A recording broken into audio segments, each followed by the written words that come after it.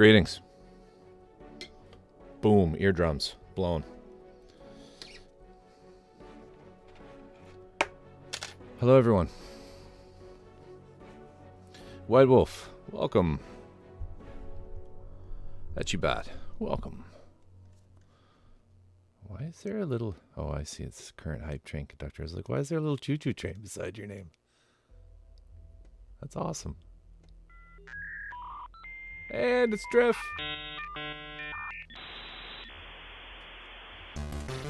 Drift has connected to chat at 56k. That's when Sir Topham Hatt said, "Welcome to the Steam Pool, Dads." Oh, did I say Steam? Everybody. I meant stream.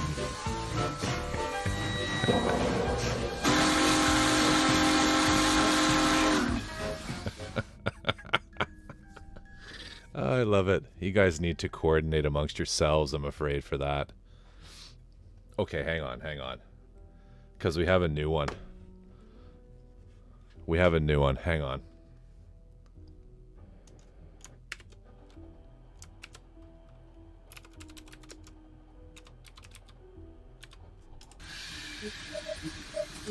And that's when Sir Topham Hatt said, "Welcome to the Steam Pool, Dads." Oh, did I say Steam? I meant stream.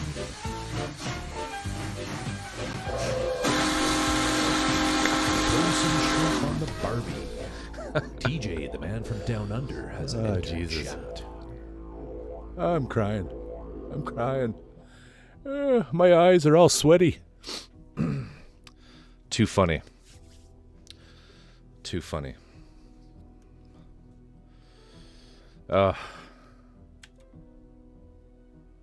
Okay. Who's gonna come in now?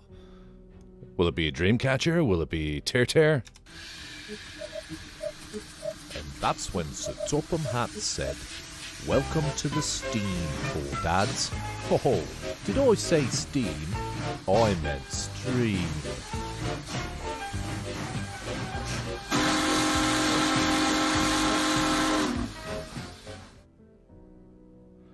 I hands down do the best Ringo Starr. No, I'm joking. It's awful. It's terrible.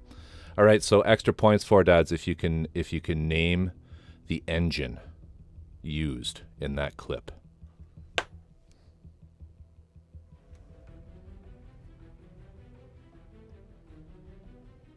The number. I want the number. Too funny. Crying. Feel free to play my pan of onions I'm currently cooking into potato soup. Oh, did it? It wasn't. It was actually a pretty famous locomotive. Is a pretty famous locomotive.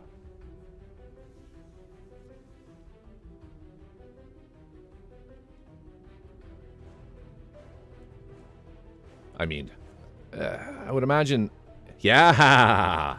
Nailed it. Yeah, it was, what is it, 4041? 4014? I think it's that one. Anyway. Welcome, everybody. I hope you've had a wonderful week. I hope you've had a week filled with wonderful things. That were things so good that you're glad to see them in the rear view.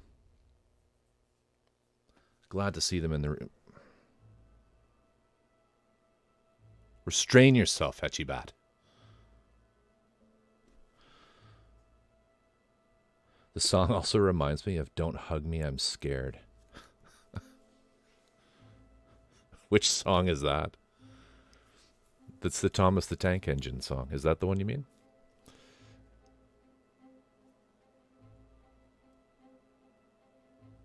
Oh, yeah. Four Dads, absolutely. They totally remachined the whistle for it.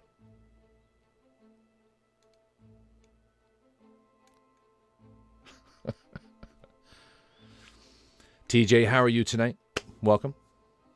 White Wolf, welcome. White Wolf, you've got actual potatoes in that, right? Well, since you asked.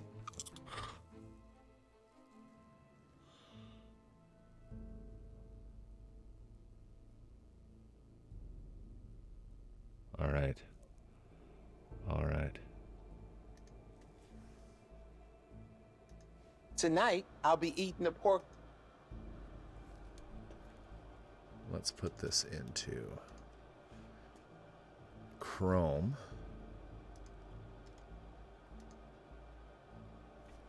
How long is this drift? Is it 4 hours?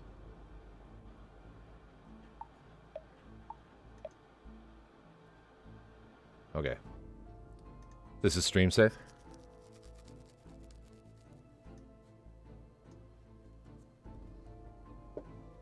No one, it's not, I guess, I don't know. Is anything on YouTube not? I don't know.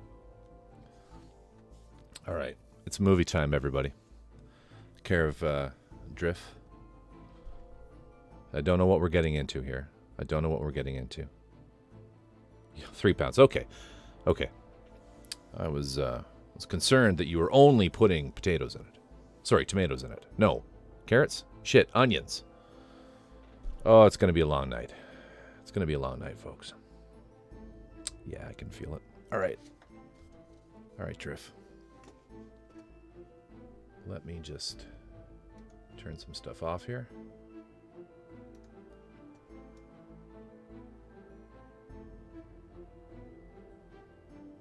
Okay. Does anybody else know what this is? This movie? Don't Hug Me, I'm Scared 2.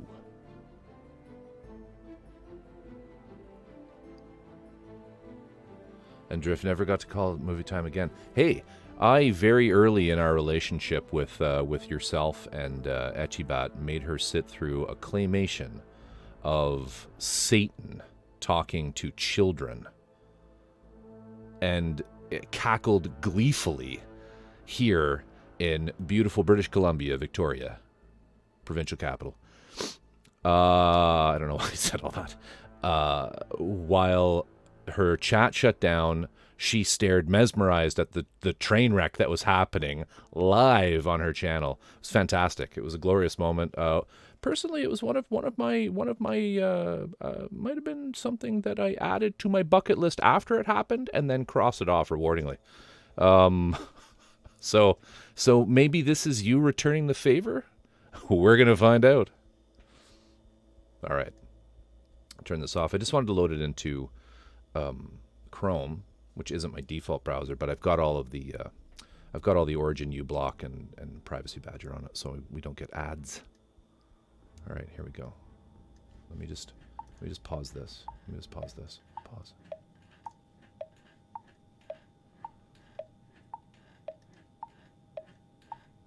Come on, guys, stop mucking around. We only have 5 minutes until our show's on. That's not enough time. There's always time for a song. What? Who is that?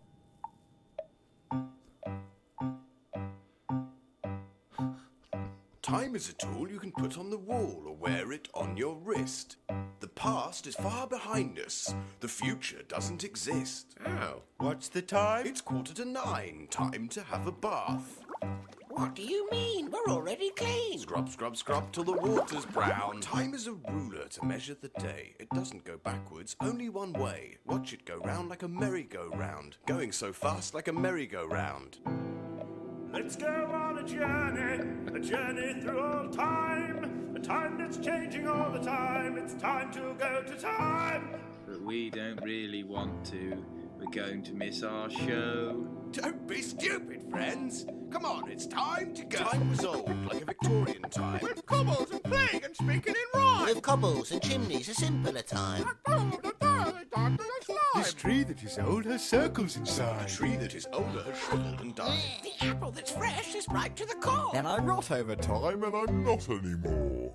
Time can be told by the moon or the sun, but time flies fast when you're having fun. There's a time and a place for mucking around. Like And birthdays. camping. I'm friends with my dad.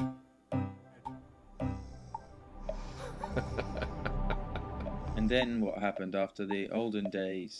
Time went new and got old like history. Stuff from the past went into a mystery. An old man But died. look, a computer. Everything's cool. It's the future. The time is now. The future and you. And look at all the wonderful things you can do with gadgets and gizmos and email addresses. My dad is I can't computer. Look at the time! It's 7:45. There's fish on my plate. It's 8:20. There's fish on my tray. It's 11:12. There's fish in the bath. It's 9:30. There's fish everywhere. Fish everywhere. Now you can see the importance of time. It helps us make pizza. It keeps things in line. But when did it start? And when will it stop? Time is important, and I am a clock. If we run out of time, then where does it go? Is time even real? Does anyone know? Maybe time's just a construct of human perception, an illusion created by...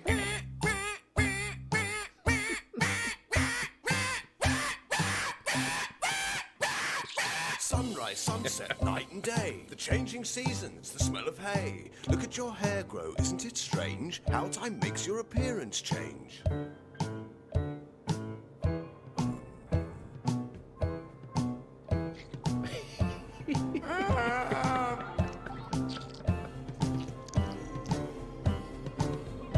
Make it stop!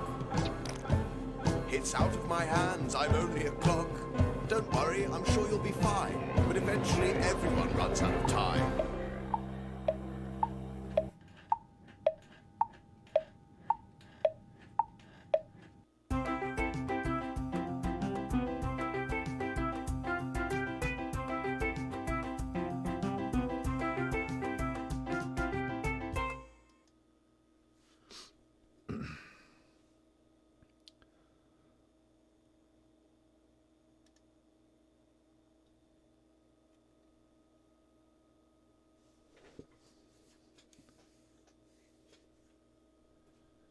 No, I'm kidding.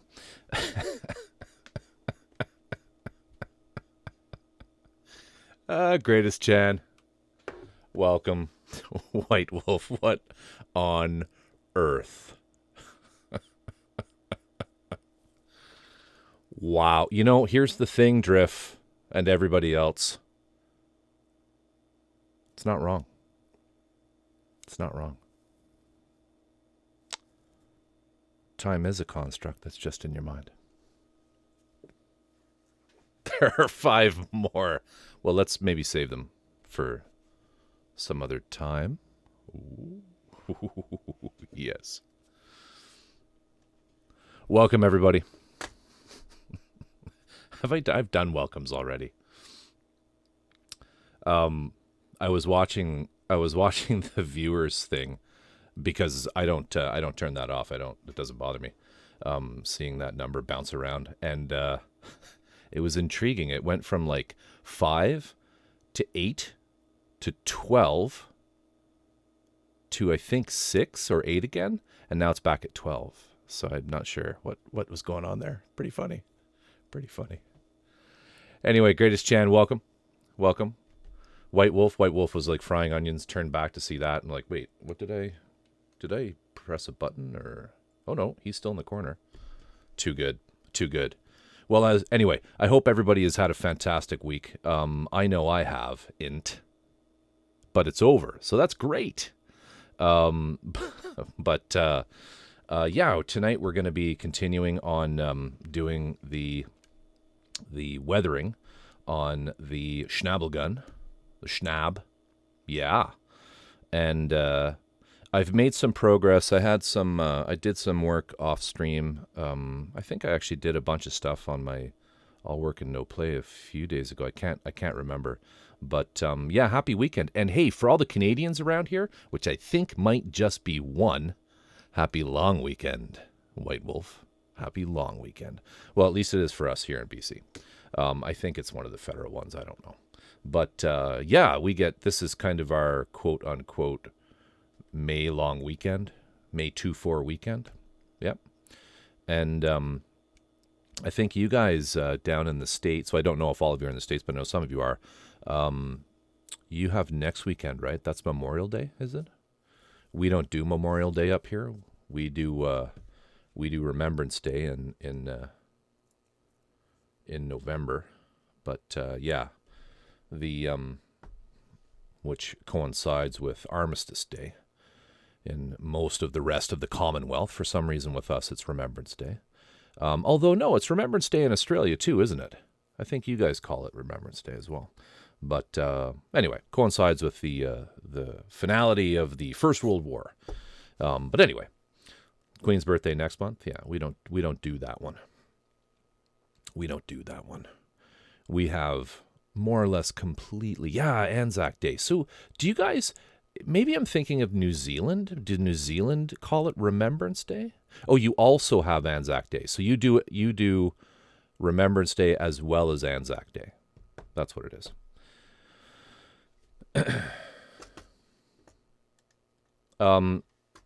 So what's happened since last we spoke? Well,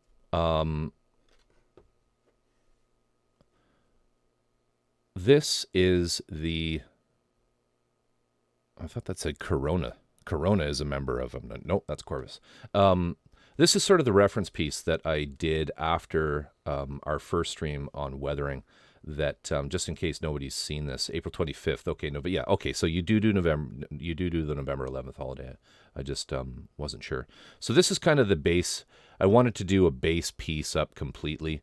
With this kind of weathering, as I said in my past streams, I like to kind of almost completely finish a part, one piece at a time. Now, I haven't done any of the oil paint rendering on these, and I won't do that until I have the kit more assembled, so I can kind of see where the lines are going to run as stuff runs down this, because the Schnab is a bit of a weird kit. Like, if you remember, it's a very strange looking machine, and I'm not sure what the exact angles are going to be on some of these pieces until I kind of have it put together. So I won't do any of the drips or streaks until I have pieces assembled. But no reason I can't do the actual the weathering with the chipping, which is what I've done here. I also did some of the metallic textures, which you can see on the bottom. I'm really just keeping it simple with this one. It's Tamiya copper and steel. Then with just a boatload of oil washes on it. I'm not really using the panel lining for it. I'm not using that. I'm going to just do everything with oils for the weathering, including the panel lining. So the panel lining you see here was all just done with oil wash. Yeah, and I haven't done washes on this. This has had a couple coats of Future floor polish, which is why it, and when I say Future floor polish, I actually mean Pledge, but I just call it Future for some reason, because years ago it used to be called Future. So which is why it's a slightly different shade of green than the pieces I've done. It just yellows slightly. I think it adds a bit of warmth when you spray that stuff on it. And then, of course, the other highlights in some of the other pieces. Hopefully, we'll get to some pieces tonight where we do some highlights. I think those really cast iron looking bell shaped shin plates will be that way. But you can kind of get an idea with this piece what the because we did weather this. We did weather this on the last stream. We did get it to this point, but you can see what it looks like. What I don't think I'd done was the metallics, but you can see here what the metallics look like. So this is not the natural color of these metal springs that are in here. These have been painted with the steel, and I've also gone over the try and get the light shining right on it. I've also gone over some of the metallics on the screws and bolts, but I'm keeping it really dull. Like this isn't the Machine Messiah AUGE by any means, right? Like, this thing is dirty. It's a dirty steel. I didn't, sometimes Luca uses gold on his. I don't know why you'd have something like this with gold. It seems odd to me, but so I just stick with copper and like a darker steel color for the metal. And then brown oil washes just everywhere, which is why you can almost barely see. I mean, I can see the copper and the silver well. It doesn't show up that well on camera, but you can kind of tell that they're metal. This is all detail that's more or less invisible. But anyway, that's kind of the tour. So I have the rust coat done on quite a few pieces. So tonight I'm hoping we can get through quite a bit of hairspray and chipping. As well as the metal work on some of these. If some of the first pieces that we get done end up drying enough, we'll also come back and do some of the metal, and hopefully even the washes. This is the other piece that I kind of finished. It's a little difficult to see because I have already hit it with the black. I still need to go over it with the brown. But if you recall on the last stream, I think I was fussing around with with cutting little pieces of what's that stuff called? Plastic tubing, styrene tubes into these pieces here. And I was also, I don't know if I did it. Did I do that on this stream or All Work and No Play? I can't remember. But I also had, if I don't know if you guys remember, but it didn't quite look like this, right?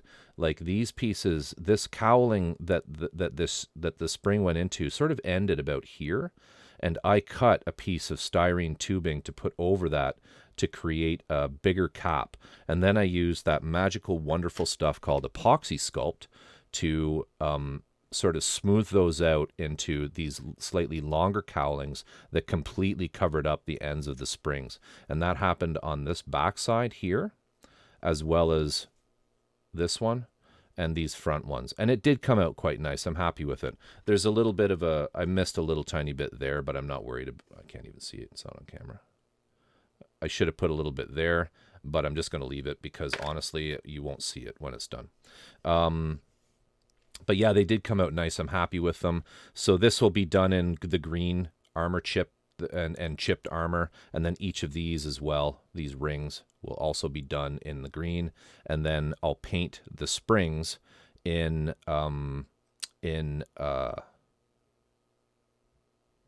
yes, we have Victoria Day here. Oh, right, of course, Queen Victoria. I always thought it was just named after us. Nah, it's Queen Victoria. Ah! I'm joking. I did know that. But these are also going to be done in the armor. So I just think that's going to look pretty cool, having those extra springs there. The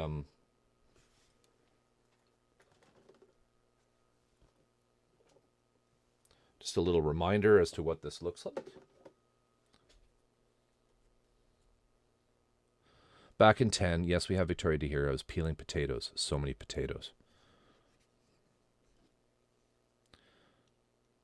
This is kind of what the main body looks like on it. So you have this top turret, which is a little hindered by these two springs, but I don't mind. I'm not really going to have it turned too sideways. And then this is the head.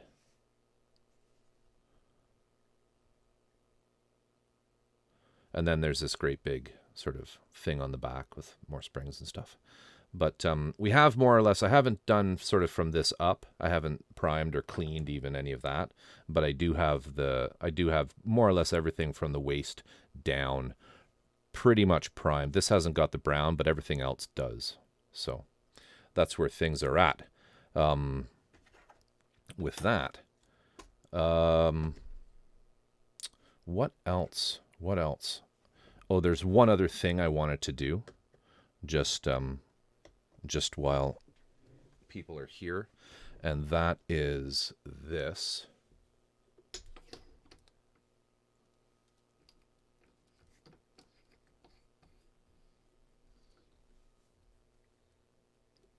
We'll just get this out of the way right now.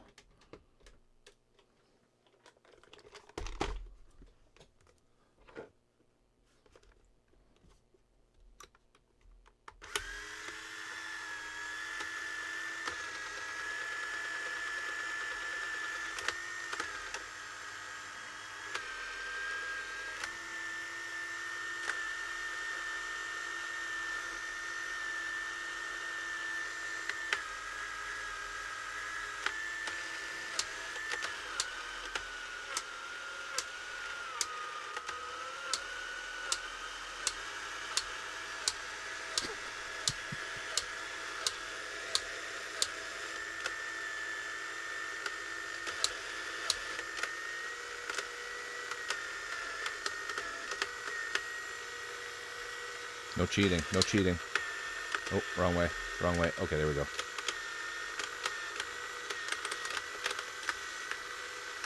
Like, what the fuck is he doing? What is he doing? All right, then we want to go this way. This way. This jar's a little too big. Can I clamp it? No. All right, you're too big. Let's go with this. Let's go with this. Let's go with this.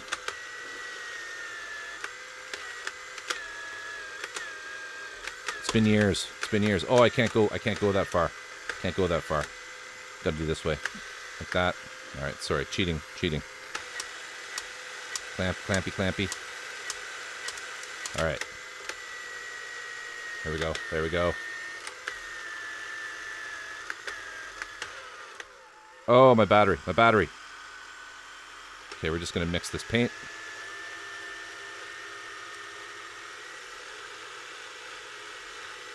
It's going to load that jar to the big track, right?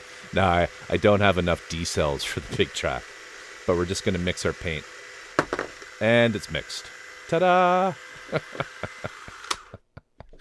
All right, enough of that.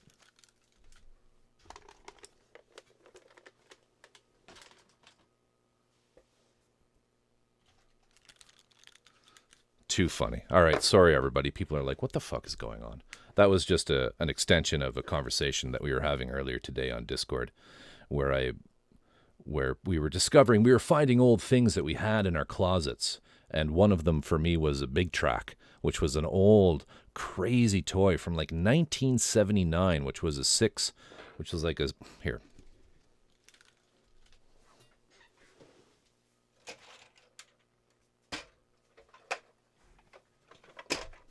It's this, which is like, it's a 1979 toy, all right, that you would program, right? You'd say, like, go forward, 8. And then you would say turn 90 degrees, right? And then go forward again, another 8, right? And then you would say fire 99. Because, Drift, if you were anything like me when you were growing up, you always did fire 99. And it would just go pew, pew, pew, pew, pew, pew for like 99 times. And it was like really innovative for the time. And it was super cool. And I found it. And there's like a dump truck attachment that kind of attaches in there. Anyway, really super cool. Pretty much works completely. Like it's pretty vintage and it works really well. But yeah, like 79. Like how many years old is that? Right? Like crazy. Quick, Etchybat, how many years is that? How old is this?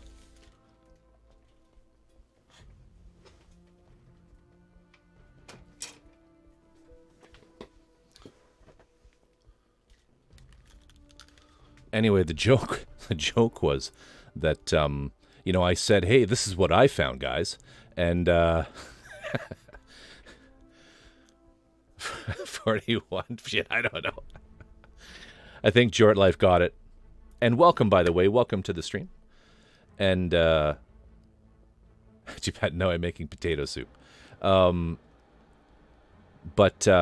of course, so I'm like all proud of this, and I thought like, hey, Jort Life, thank you for the follow. Thank you for the follow. Those things need to be fixed. I'll mention that in a minute. But the stupid follow things, just the problems that I'm having. But anyway, it was like, yeah, hey, look what I found. How cool is this, everybody? And of course, Drift is like, oh yeah, hey, Big Track, yeah, I got one of those. Yeah. It's classic. Actually, no, he didn't even say that. It was Etchybat who said, oh yeah, Drift has one of those. And I'm like, oh, of course he does. Because remember what I was saying last one, right? Ark of the Covenant, that warehouse at the end, that's what their shed looks like. Right? So the Drift Etchybat estate has a tiny little, here, I'll show you what it looks like, okay? I'll show you what it looks like. So yeah, there's the road, okay, there's the road, and then there's a tiny little house here, all right? There's a little place for them to park their car, maybe a little garage here. And then they have a thing here for the turtle that the turtle lives in. That's where the turtle hibernates here, okay? And then there's there's Etchybat's shed back here, and that's what they use for the, that's what she does her jewelry in, okay?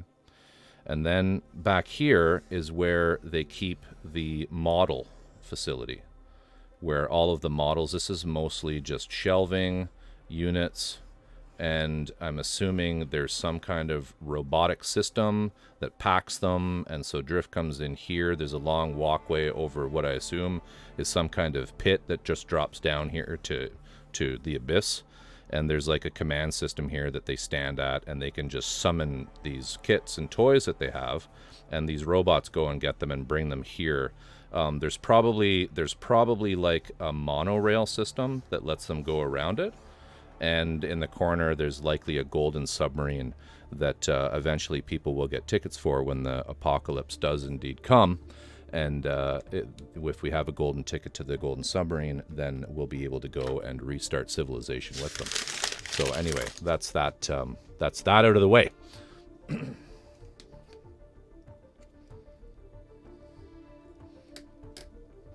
All right, enough of this. Let's actually weather. So, I wish I could summon a kit right now. Jort Life, so welcome to the stream. You saw the title. This is what we're working on currently, just so people are aware. Enough sort of horsing around here. We are working on this fella, which is a Schnabelgun from... The tears are in my eyes, Top. It's true though, isn't it? Isn't it? Like, you got to say, like, yeah, that's pretty much. Anyway, I don't know. I actually know, just so everybody's aware, I know Etchibat and Etchibat's somebody else. I don't know them, but Etchibat I know, and I know Drift only through our communications on Twitch and our streams, and I just think it's funny. I don't know them. I don't know if they're... I personally, it's probably, I think likely in reality, I have the scale off and the warehouse is much larger.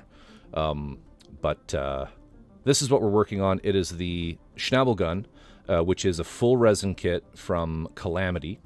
Kallamity is a company that is run by Luca Zampriolo. And if you're on this channel from Gunpla or scale models, Luca's a legend in the field.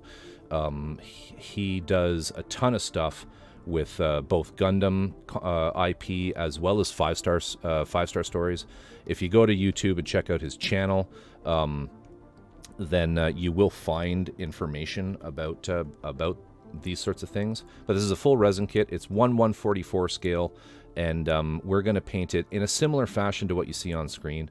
I picked that one specifically because that's kind of sort of the look we're going for. I'm not copying that by any means with this one.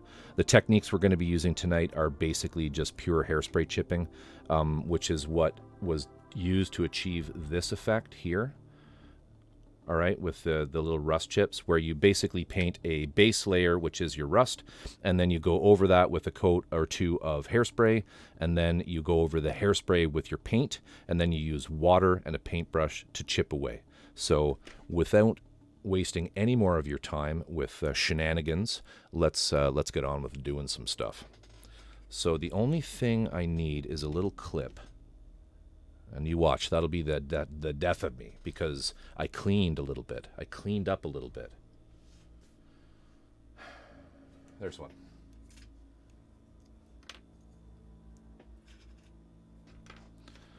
Now, if you're new to hairspray chipping, you can only, and you're coming from Gundam or Gunpla painting, you can't do it with any kind of lacquers or enamels. You have to use an acrylic. And the one that I like to use, because it airbrushes really well, is the Tamiya line of these are solvent-based acrylics. They're not water-based acrylics, but you can also do it, of course, with water-based acrylics. I have still yet to try resin kits over the years. They are a lot softer than regular Gundam plastic. Are they a lot softer? No, quite the opposite. Resin is a much harder and more brittle substance. I don't think resin is technically a plastic, but yeah, it's a resin. Like, resin is its own thing, but it's harder. It's harder and more brittle. So whereas the plastic part will typically bend, a thin plastic part will bend, resin tends to snap after a certain point. So, like, if you're at all familiar, Jort Life, with and I'm going to say Jort Life, If that's way off, feel free to spell it out phonetically. But resin is similar to PLA filament for 3D printing in that it has a brittleness to it. It does have some give, but eventually it'll just crack and snap. Whereas the plastics that you see in Gunpla are more like ABS plastics and polystyrene, which are very flexible.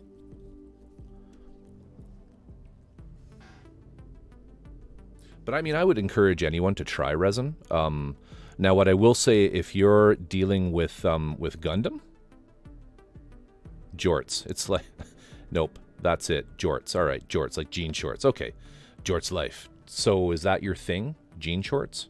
Are you in jean shorts now? Please say yes.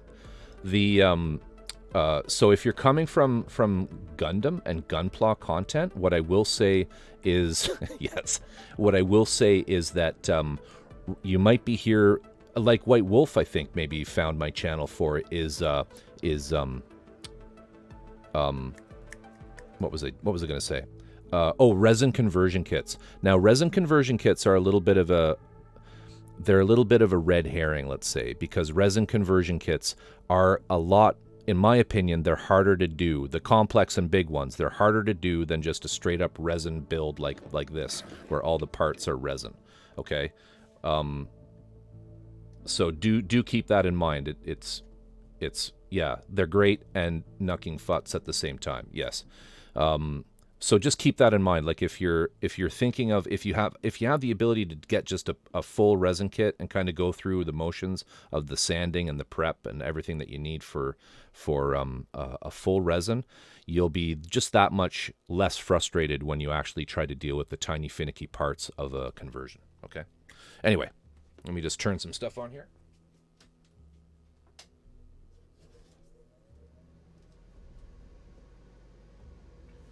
And we'll go over here.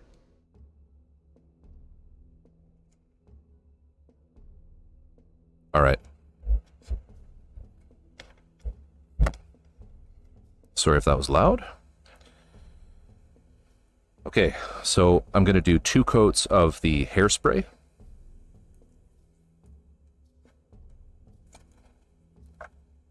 I'm just using Tresemme, Tray 2, number 3. Number 3, number 4, those work well. Number 5 is a bit too much, but 3 or 4 works well. And so just 2 light coats. I can't really do it on camera, I'm sorry.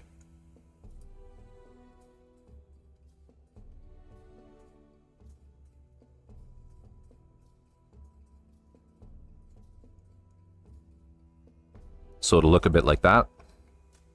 Nice and shiny. Okay.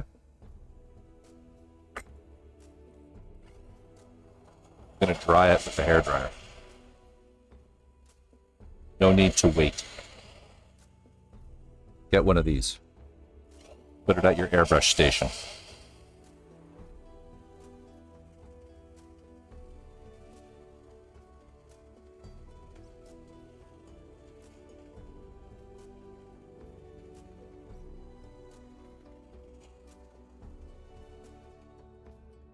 All right, so then after that's happened, it'll have a bit of a sheen. It won't look as wet, but it'll have a sheen.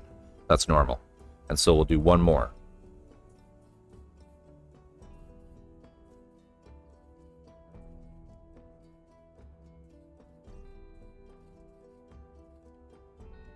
So nice and shiny again.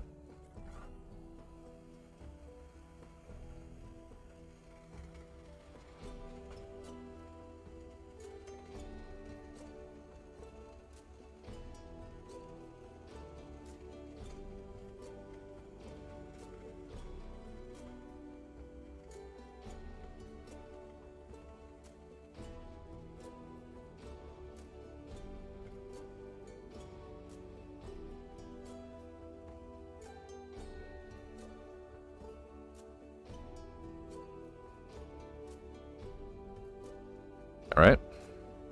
And then we'll just do the bottom. I'll just do the bottom quickly.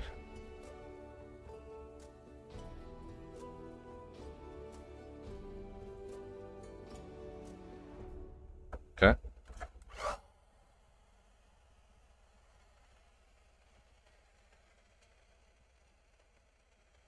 Forgot to bring my phone over, so I can't really see chat.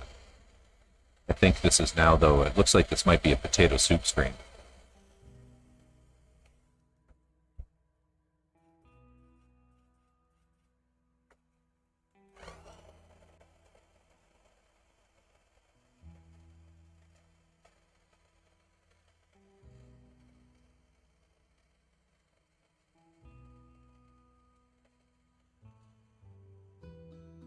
All right.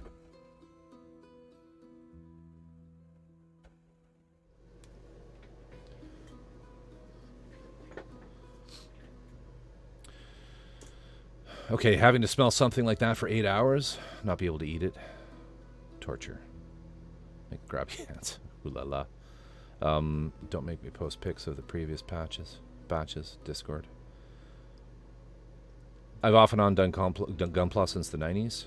Never really did anything other than Bandai. Might have to try a Resin Kit after my pile of MGs gets a little smaller. But now, if you're anything like the Gunpla guys that I know, Your Life, that pile of MGs is never going to get smaller.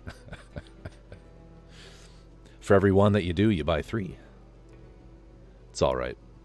It's all right. That's lots of fun. Also, if anybody has work that they've done or something they want to show off, please feel free to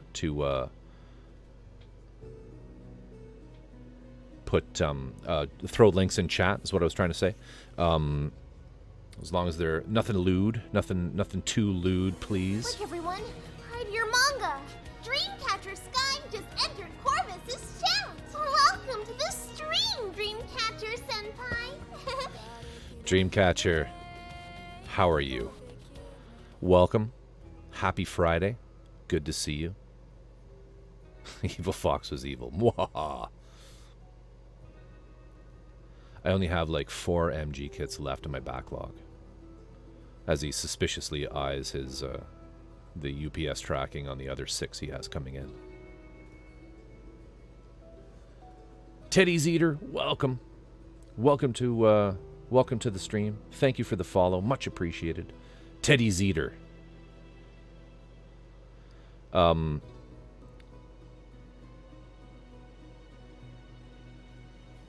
don't know why I don't have audio on that follow thing, but wildly enough, I don't have more coming. Backlog went to the 200-ish minis for Conquest. The 150,000 minis that you have in that other room that you and your hubby don't go into because it's the room of shame. All right, so let's get some green on this. I do need a glove, though. And, I come ill-prepared tonight. I meant to fill my water bottle. I might put the green down on this and then just go AFK for a moment here while I fill up my water supply. I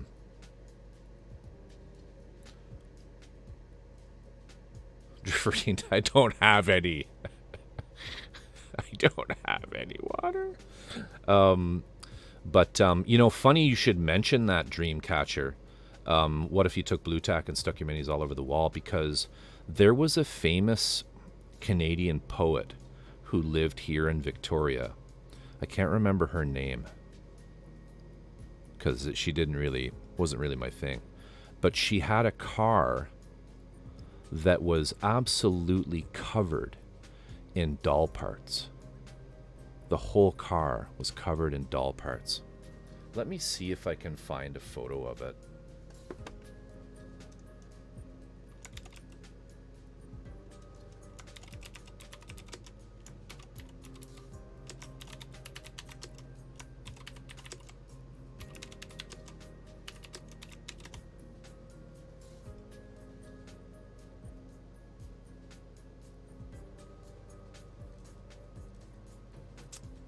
I probably won't be able to find it.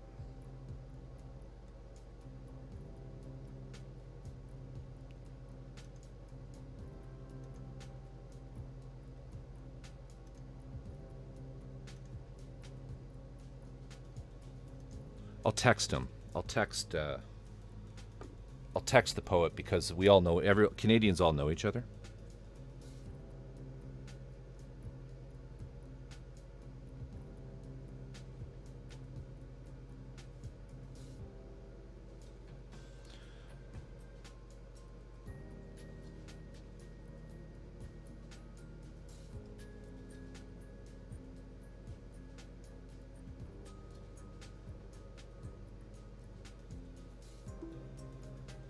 All right.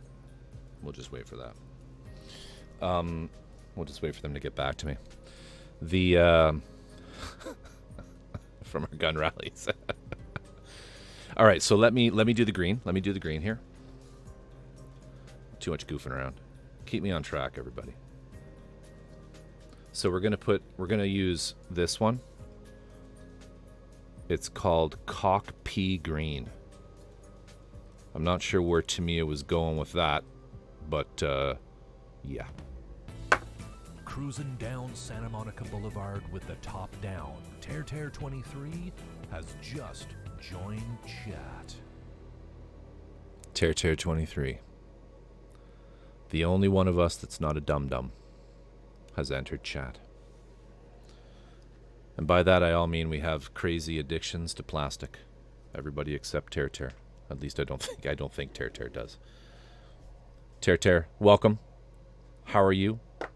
I think you've said in the past that you don't even really do scale modeling, you just like watching. That sounded super weird and creepy, but define plastic.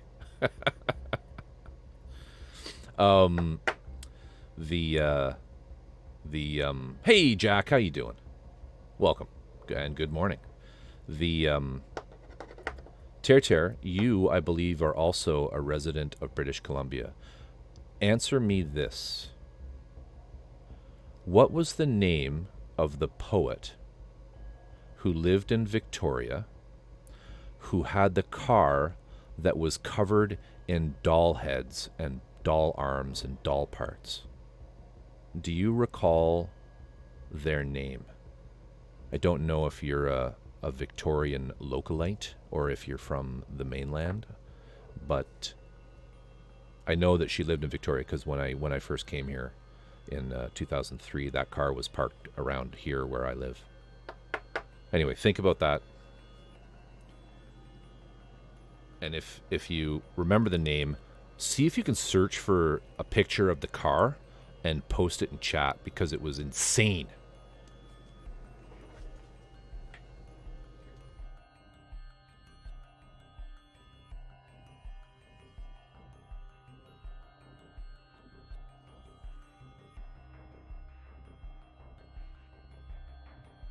You plath. That's it.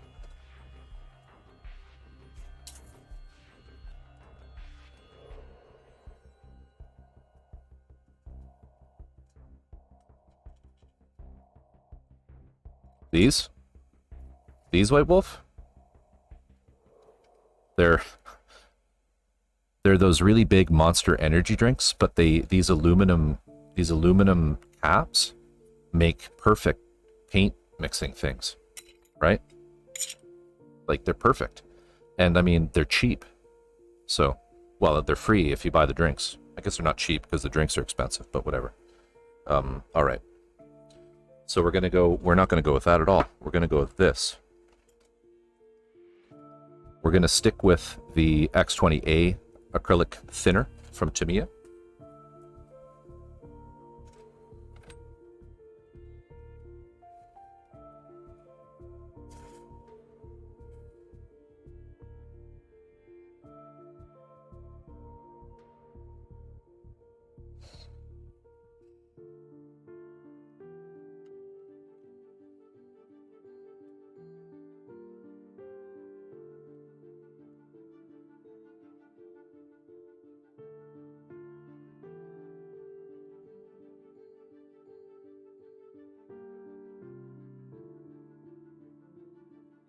All right.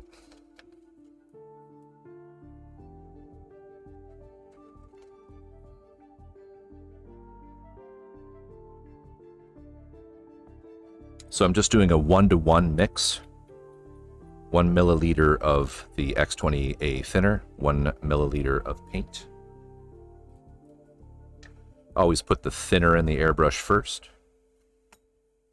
And you can just give it a little bubble. Mix it, or alternatively, you can just bring it into the pipette, push it back out, just over and over. That'll mix it just as well. But just always put the thinner in first. .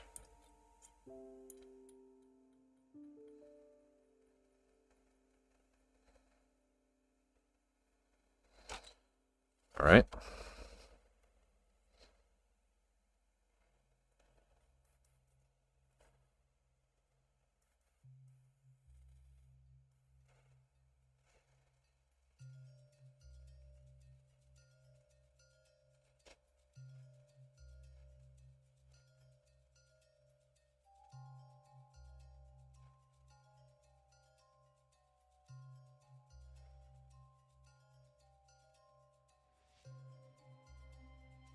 And I mean, I mention this every time I'm airbrushing with you guys. Remember, don't keep turning the air on and off. Just keep the air running, and you'll avoid splatters.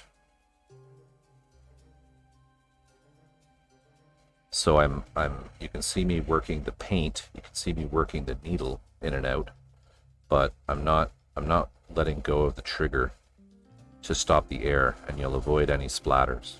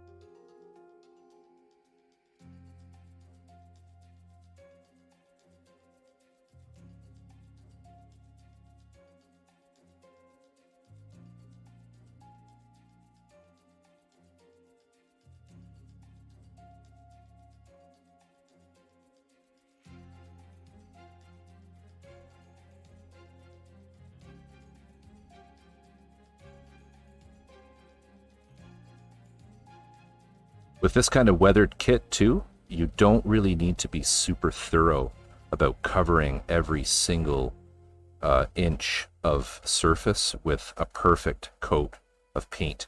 It sometimes is nice to have a bit of that variation in shading, letting some of that darker underlying primer show through on the edges. It just gives it some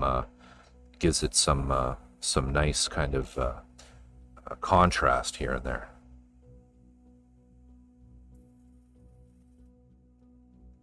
Make sure I didn't miss anything.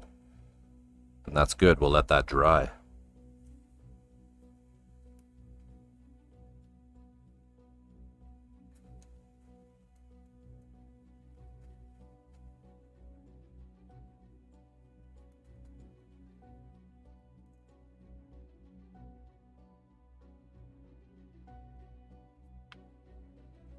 Okay, so I'm just going to put the cap on this to keep it from drying out too much.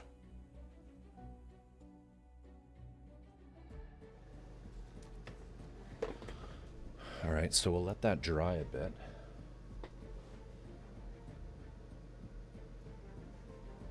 And let's also do these pieces.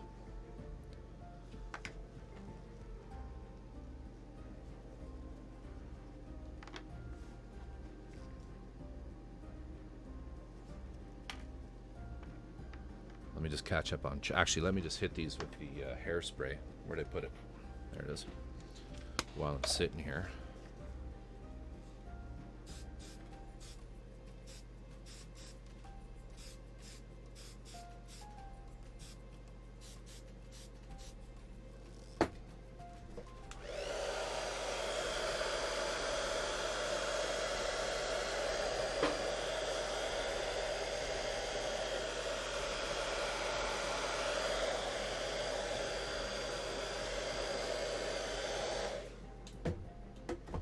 Couple coats, just like before.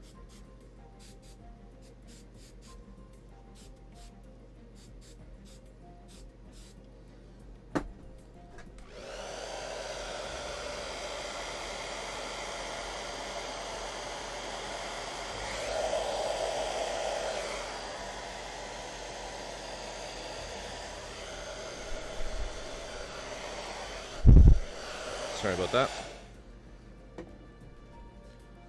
There's one. You can see the difference. No hairspray, hairspray.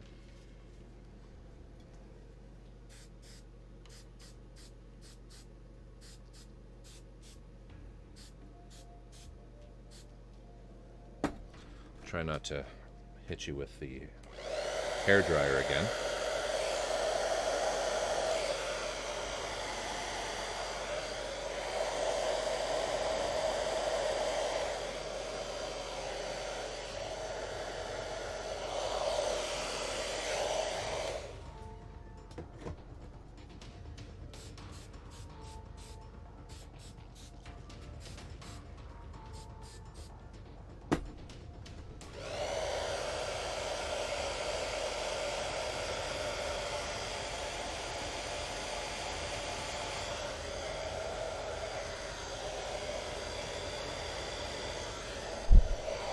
Sorry.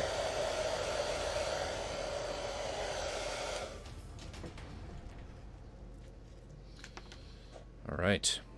So we've got those. And let me just catch up on chat, and we'll hit this with some green.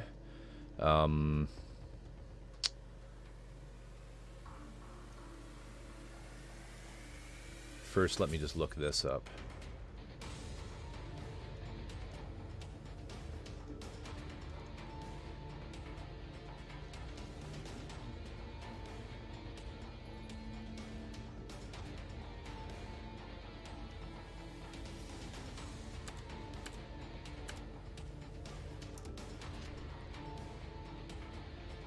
Sylvia Plath car.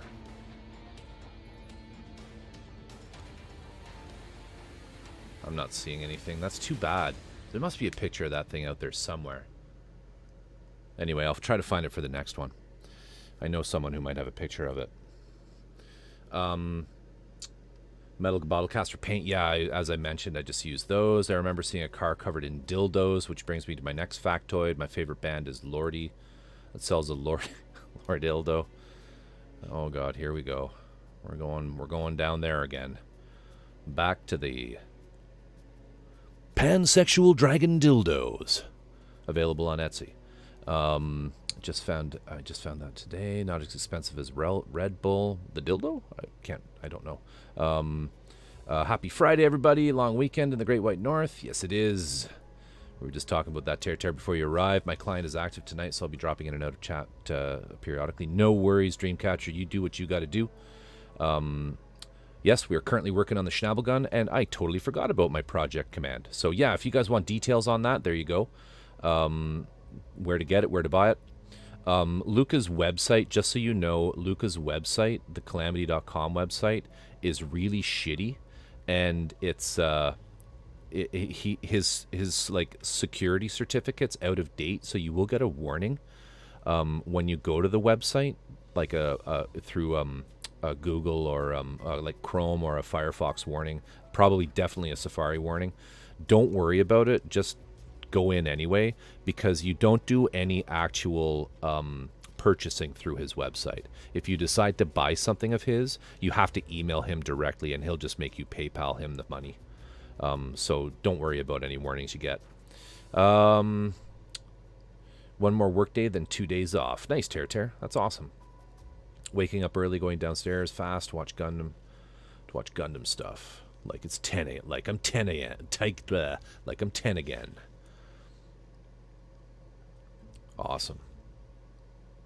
Large cans of Monster aren't as expensive as Red Bull. Yeah. Yes. I knew you meant that. I'm going to hop on my bike and try to go for a 30-kilometer ride, eat a large cheeseburger, and a cold Stella. Woohoo! And I'm hoping you do those all at once.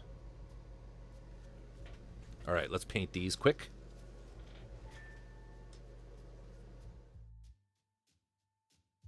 So with these, I'm only going to get these armor bits. I'm not going to paint the springs and stuff, so that's basically here.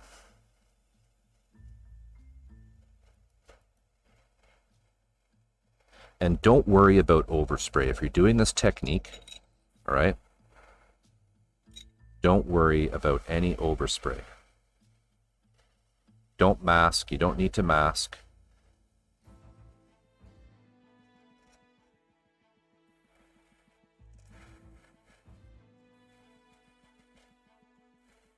No tape for the tape god with this one. Do that.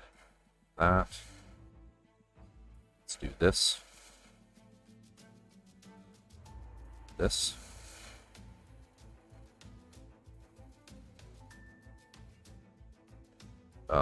We'll do this nubbin here.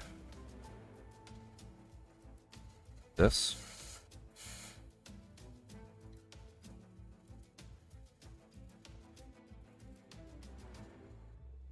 And we'll do this.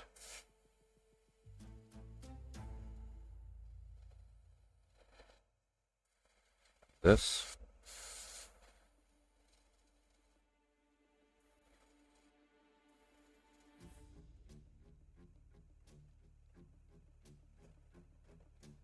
I'm not going to do that. I'll do that in metal. But we'll do the underside of it. That. That. There. Okay.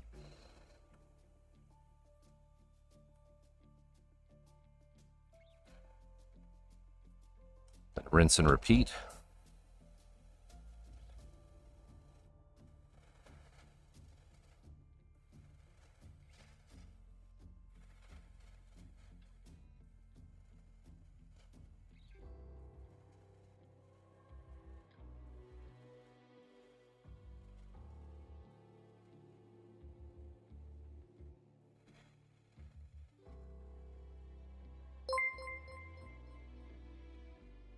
What's that? You case it was B-Day and have to share.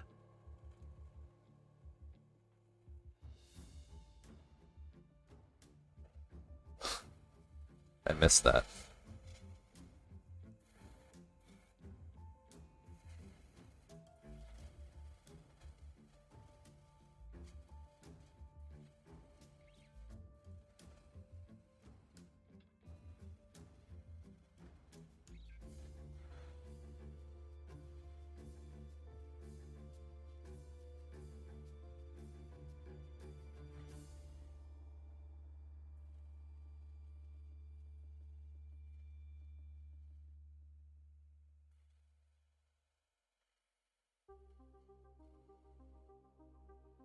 I think that's everything.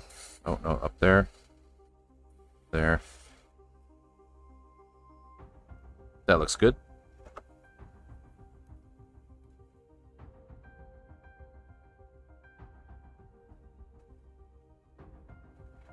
Just let those dry a bit.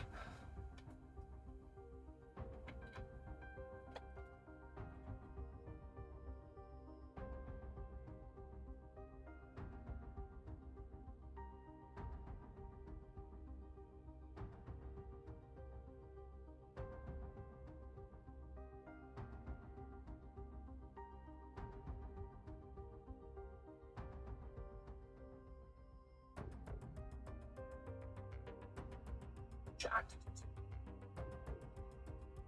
yeah, hey, thanks you. Thank you so much. Hey, big hearts, man. That's awesome. I really appreciate that. Too kind. Did it not, I didn't get a notification. You don't bring tips, do you? In chat. You can barely hear Mike. Oh, you know what? It's because I'm sitting here. It's because I'm hitting here. That's great, though, because that lets me start over. Jack, thank you so much. Thank you so much. You're too kind, my friend. You're too kind. I do appreciate that greatly. Big love. Big love. Everything that I make on this stream goes back into providing shenanigans and ridiculousness for you all. Ridiculous resinness for you all. And it's greatly appreciated. I do feel so indebted to all of you every time you provide a donation, because it's awesome. It's great. I don't know what to say. I'm terrible at this kind of shit. But thank you, Jack. You're awesome. I'm just annoyed that it didn't do more. And I didn't hear what you actually wrote, which is kind of, I'm sorry about that. I'll need to work on that. I can probably do something with Leorn board to get it to take a notification or from Stream Elements and put it back in chat. But anyway, Jack, thank you. So what we're going to do is we'll just wait for that stuff to dry a bit, and then I need to get some water in my little water tank thing because I don't have a source of water in here.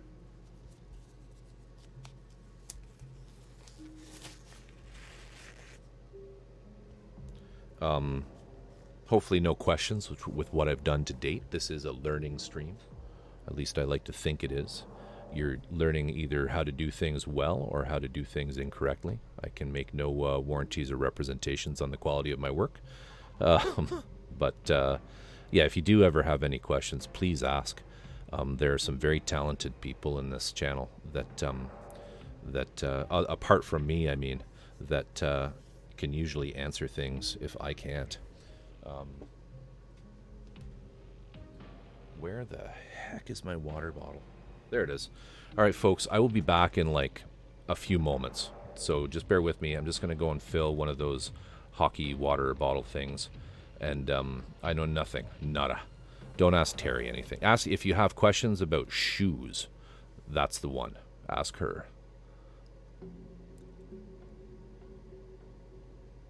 Jack, happy birthday. Happy birthday. I would sing to you and ask everybody else to sing happy birthday to you, but it would be super creepy because it would just be me. But happy birthday, that's fantastic. Thank you again. I should be donating to you, sir. That's not how birthdays work. Yeah, everybody, happy birthday to Jack. Jack, this is my birthday present to you. Let me just cue this up here. Where is it? I'll just pause that. I will be back in just a moment. In the meantime, Jack, this is for you. 11 Prime movie, normally scheduled at this time, will not be seen tonight, so we can bring you the following special programs. Welcome to the 4th Annual Crystal Light National Aerobic Championship Finals, featuring regional finalists from all across the United States competing for the title of America's Best Aerobic Athlete. We are the winners, watch us glimmer, like the sun with the champion. We're in control, body and soul. We push ourselves to the maximum. The champions, we are the champions. Our host, the star of TV's hit comedy series Growing Pains, and honorary chairperson of the National Fitness Foundation, Alan Thicke.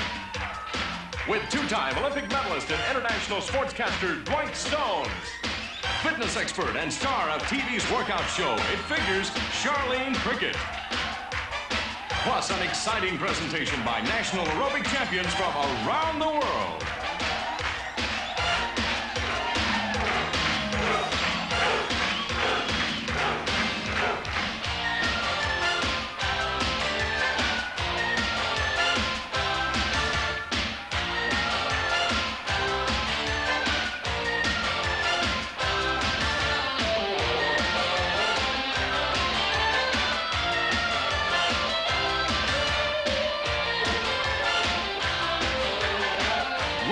Gentlemen, presenting the reigning 1987 Crystal Light National Aerobic Champions.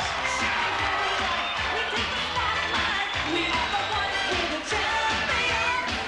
Working smarter, getting harder. We play to win, we're the champions. We're inspired, reaching higher. Noah York, Terry Lilly, Eddie Stevens, Scott Cole, Jeff Vanderberg, Donna Davis. Introducing the 70 fittest aerobic athletes from across the USA, competing for the gold in the mixed pairs competition. From the firm in Minneapolis, Susan Schwartzbauer and Doug Melrose. From the Ocean Bay Club in Pennsylvania, Lori Welteroth and Billy Ross. From Denver's Elite Sports Academy, Trish Hahn and Greg Corelli. From Move It In, California, Rosie Castaneda and Mick Stangrover. From Gold's Gym in Los Angeles, Linda Bell and Mike Robinson. From Good Bodies in Dallas, Tiffany Oaks and Kevin Cregan. From All Sport in New York, Grace Mahalchik and Gregory Higgins. From Miami Hunt Club in Florida, Tanaj Milward and Jojo Bella. From Life Fitness in North Carolina, Nancy Harrell and Robert Curnodle. And from the San Francisco Bay Club, Deborah Casey and Andre Lully. In the teams competition, representing Valley Health and Racket in Orlando, Mama Hartnett, Debbie Harvey, and Marissa McKeechin. Representing Showers Athletic Club in San Jose, Diane Teresi, Deborah McGee, and Debbie Pardue. Representing Contours in Washington, D.C., Robert Sherman, Charles Little, and Anthony Geiger. From the Sports Club LA in Los Angeles, Kurt Moore, Brett Kelly, and Robert Brady. From Valley Health Club in Pennsylvania, Amy Baverka, Julie Beck, and Dawn Sable. Representing President and First Lady in Houston, Paul Bell, Marlene and Merlene Tucker. From the National Institute of Fitness in Utah, Holly Keenan, Dana Moody, and Donna Autobart.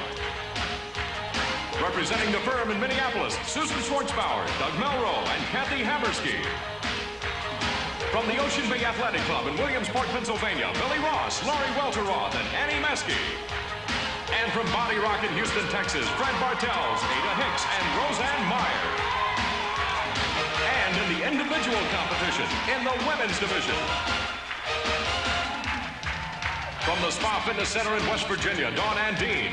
From the Old Federal Courthouse in Tucson, Felicia Smith-Eusebio. Representing the Atrium Club in Providence, Dory Marino. Representing Fitness South in North Carolina, Terry Reeves. Representing Fitness in Detroit, Joan Wenson. Representing Body Business in Austin, Melanie Roberts. Representing Denver's Elite Sports Academy, Trish Hahn. From Valley Health Club in Orlando, Marissa McKeechin. From Move It In, San Jose, Diane Teresi. And representing the firm in Sacramento, Rosie Castaneda. And in the men's division, Rosie Castaneda is my favorite.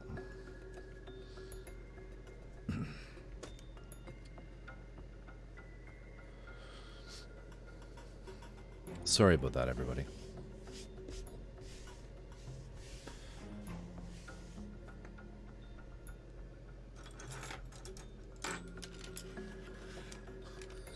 You're not sorry at all.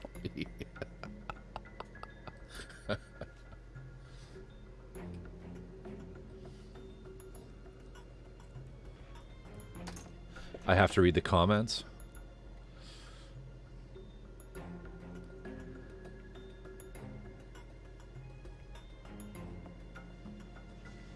Delightful. Okay, who here's dancing along? What a fuck lol. The best. I can't dance along. I'm 6 feet tall. I'm glad I tried to sleep. Yeah, this really is something. I thought that was just a truly beautiful moment in the history of television programming. That is not how I start my day, believe me. Believe me, plastic smiles, every one of them. I know, right? It's insane. And it doesn't look like any of them broke a sweat at all. The air conditioning in that place must be just set to Antarctica. 3 more. 2 more. Too funny. I can't imagine any other nation doing this. Yeah, it's true. Hey, hey now, hold... Oh, actually, yeah, that's right. Imagine the overwhelming scent of sweat and hairspray. Absolutely. Those super high cuts were something else. Do you remember bathing suits? Old, like the bathing suits from the 80s and 90s? Oh, they were all like that. Way up over the hips. No, I'm not sorry at all. You have to read the comments. You're about as sorry as I am for posting pics of potato soup. You posted pictures of potato soup in Discord? What the hell? Where did I miss that? Oh my god.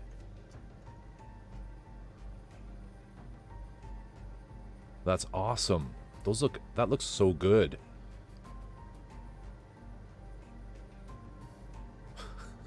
Awesome. Now we all need to know who will win. The San Jose crew.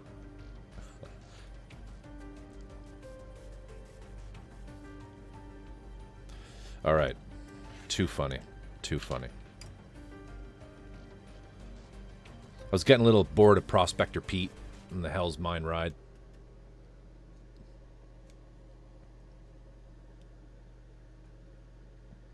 Gun Gale Online was a very enjoyable series. Oh, I need some paper towel.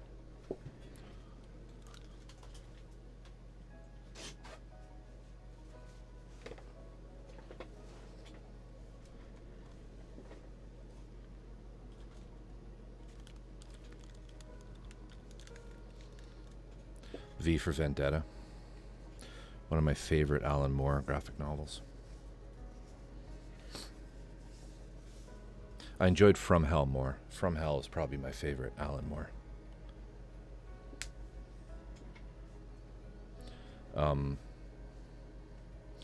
My favorite graphic novel series of all... No, it's not even graphic novel series, but my favorite comic series of all time would have to be Transmetropolitan by Warren Ellis. If anyone hasn't read that, definitely get on it. In fact, Drift, I would imagine Transmetropolitan is like right up your alley. I mean, I don't honestly know you that well, but I kind of have a hunch that Spider Jerusalem is probably somebody who you could relate to in some strange way. So let me just grab the other one here as reference. And I think you guys can see that okay. Make sure that's not getting the focus to adjust. All right, so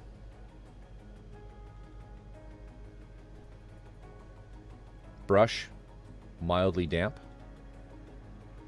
Well, I'm not suggesting that you wear. I'm not suggesting that you start to look like him. I mean, just more along the lines of enjoying the story. You know, the journalist aspect of it.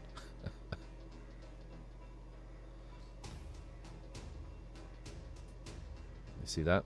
It's as simple as that.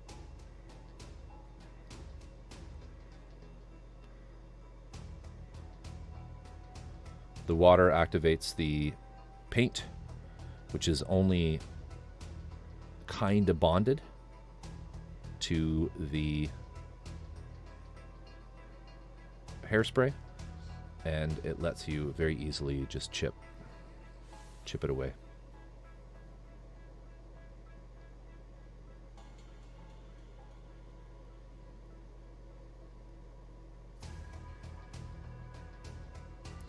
And just put some thought into where chipping would be, you know, edges.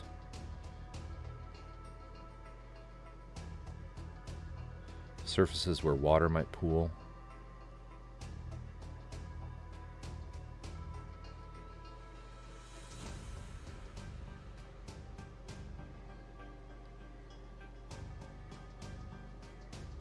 There is one actually. Where'd it go? Here. This is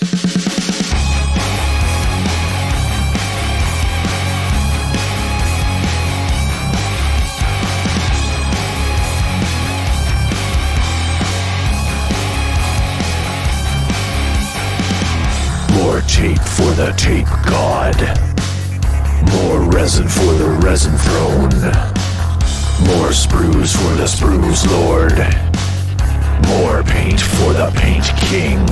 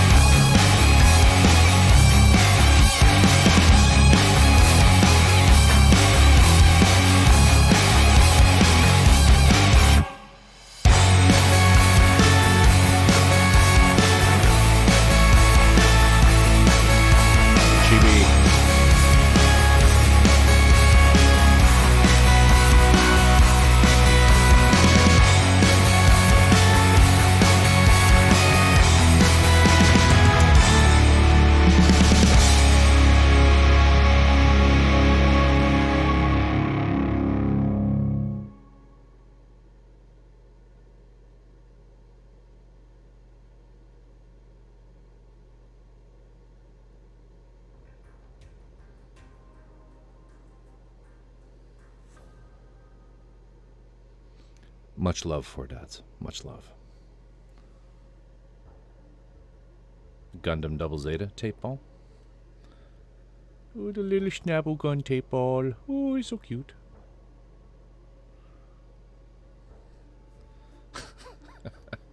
Thank you for that redeem. Thank you. Always fun.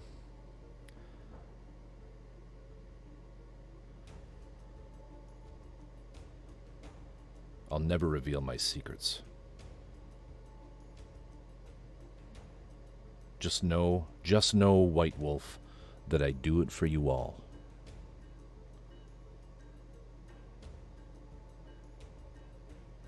Oops.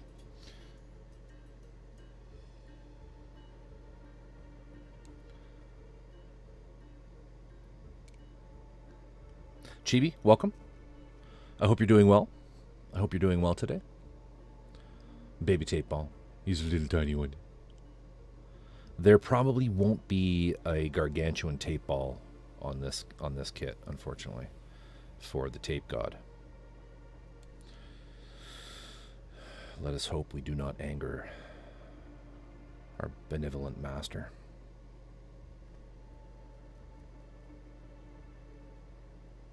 Who provides the kits.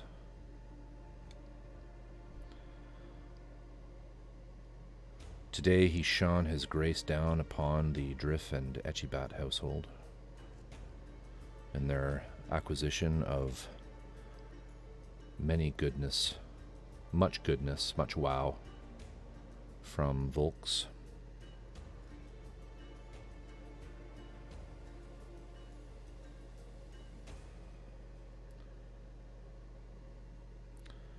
I was not successful in getting out of my alternative means of acquiring a Dacus, sadly. So I refrained for other reasons as well. I don't. I mean, there are other things I want, but I really need to cool my jets.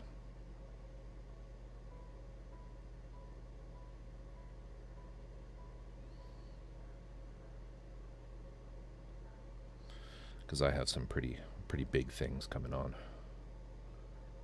Pretty big kits on the way, so.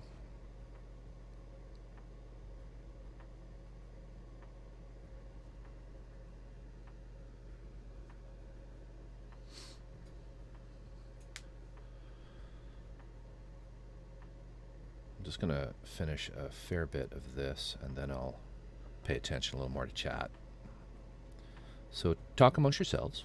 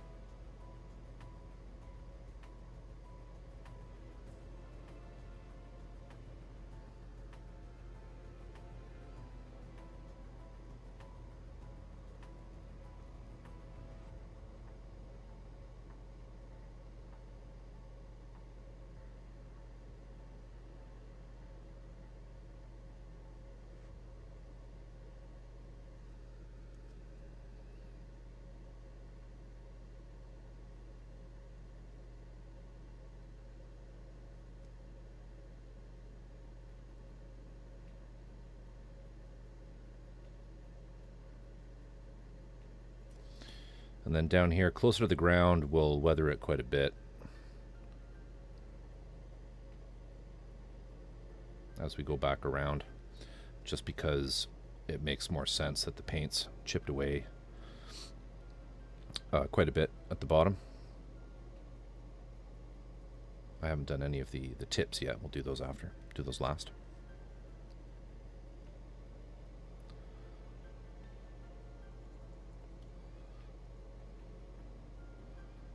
And I mean, I just use the shittiest of garbage dollar store brushes to do this with, but it works really well.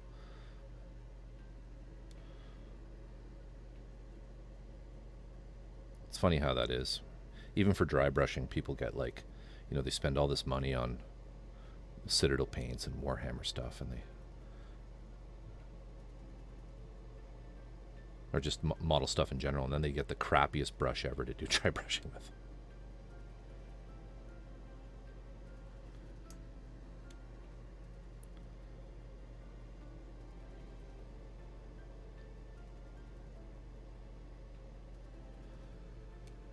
And you know, with the other thing to remember too, with the with any kind of weathering, is make sure it's random. You know, it's wear on these things isn't even ever, and so some stuff is going to be worn, some stuff isn't going to be worn. And just remember to keep it varied. You know, we might not do hardly any, for example, on this panel, right?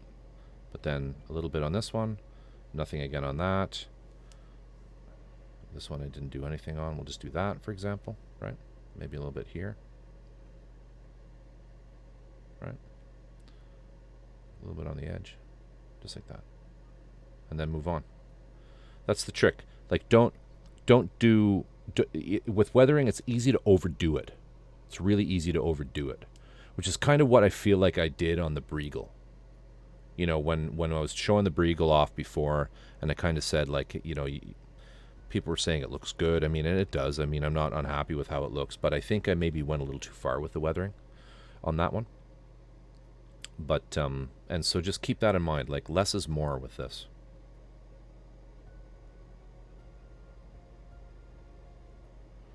But then, you know, in one spot, like, you know, let's pick a spot here. Like, let's just choose, this is kind of, which one is this? This is the back. This is the one that's towards the back. So let's do this one. And let's just really, like, really go hard here.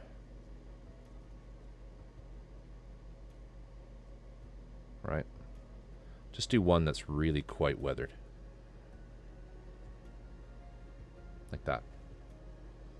Just a really heavily weathered piece. Right? Just to add some variety. So just keep that in mind. Like, you want to mix it up. And so now we just need to spin back around this side.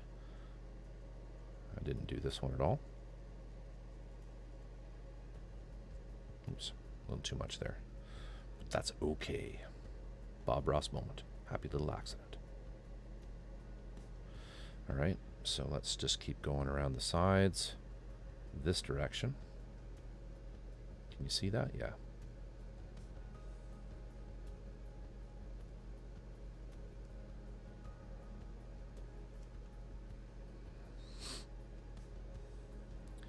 I apologize. I see a lot of chat going by and I can't really keep an eye on it right now, but I will come back to it quickly like I do.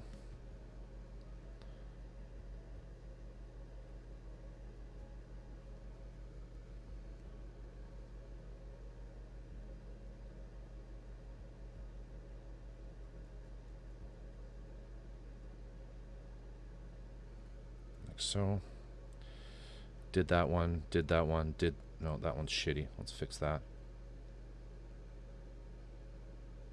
Yeah. That one's okay, okay. This one's not that great. No, that's fine. Okay, now let's just do these tips. And we'll just do both sides of each one as we go.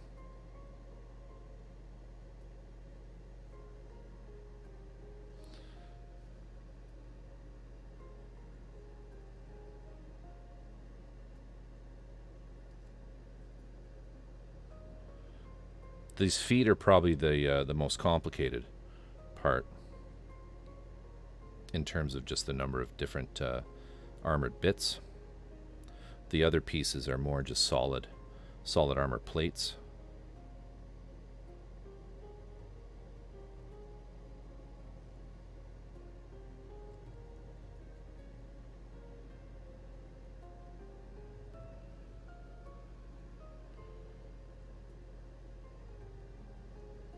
But you see how easy it is? Weathering is fun. Weathering is easy and fun.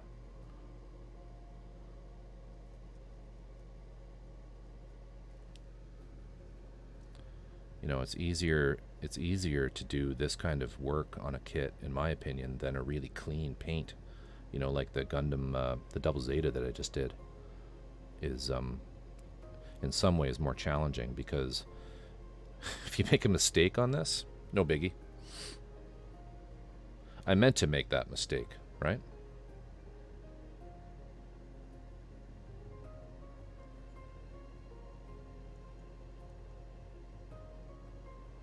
There. Now just the bottom. The other thing I'll say too with this technique is, if you get your paint, get your brush wet, and then just sort of rub, like wet the entire surface area of the panels you're going to weather, when you come back around to them, the paint will come off really easily. So they've all been, you know, allowed to absorb some moisture. So now when you come in, right, it peels off really easily, like that. See? Now you're probably asking me, why am I weathering the bottom? Because this is going to be unseen and on the ground. The reason you weather the parts that you don't see on the kit is because they will haunt you and torment you in your dreams, dare I say nightmares, knowing that you didn't.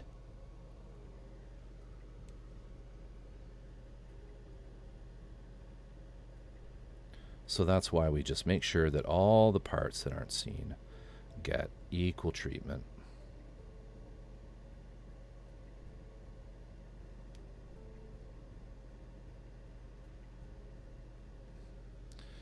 Including the feet.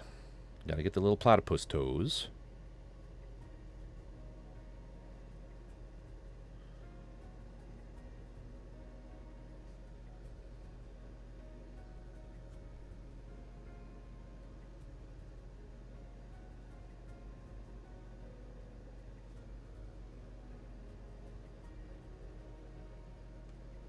It's focusing on my knuckles, not the part.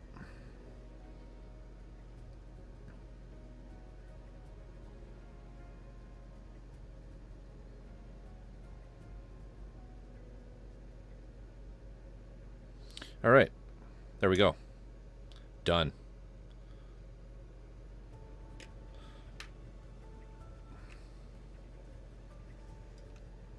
Toeses.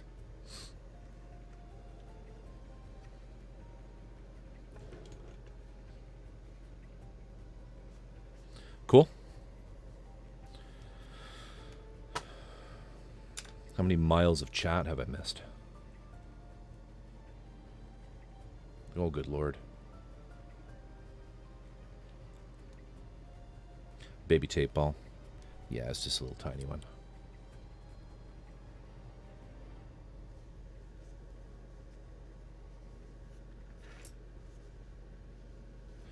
Ebbs did buy 2 bags of googly eyes this week. What's going on there for, dads? Is that from my posts in my post in on Discord? Yeah, the Bang Doll's not a completely done deal quite yet. I'm just sort of, they're looking for we were talking about shipping, trying not to destroy me in shipping costs. But I do have the 160 scale KOG that is happening. The Neograde. Neogrades are like just good quality recasts of Neogrades are high quality, Super G they're sometimes called as well. They're high quality recasts of G Systems unlicensed kits. Typically the out of print ones that G Systems haven't restocked in a while. They're almost interchangeable really with the with G System stuff. Well, later in a year, all you guys can buy and send stuff to my flying friend, and he can send it on, or send Japan stuff to my flying friend, and he can send it along.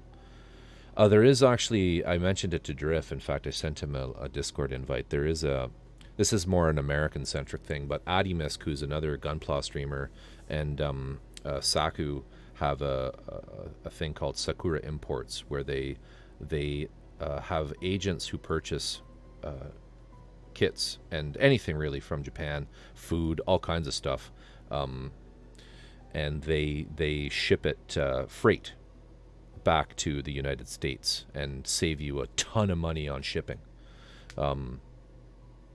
Hit me up with a DM on Discord, or even just go directly to Adimisk if you're interested in that. It's an interesting service. It doesn't really help me that much. I'd still pay a lot of money to get it from the US into Canada, but for Americans, it's perfect.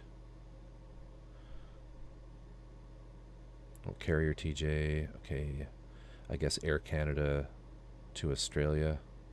For dry brushing, just get Dollarama makeup brushes. Exactly. California Redwood handles the Manticore. Hair brushes.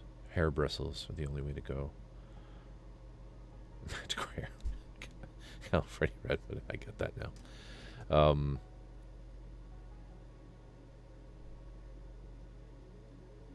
90% of people. Yeah. Shenanju is in Sydney. Another fortnight before you get it. Is it that bad? Is Australia that bad? Like, just to ship across? Does it take that long for things to make it from Sydney to Perth?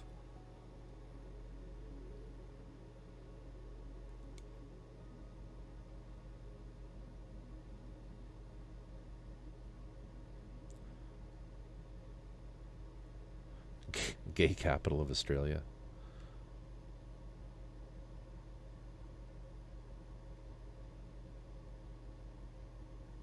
Yeah, but we don't talk about Canberra. Canberra is the capital. Canberra has that weird tower.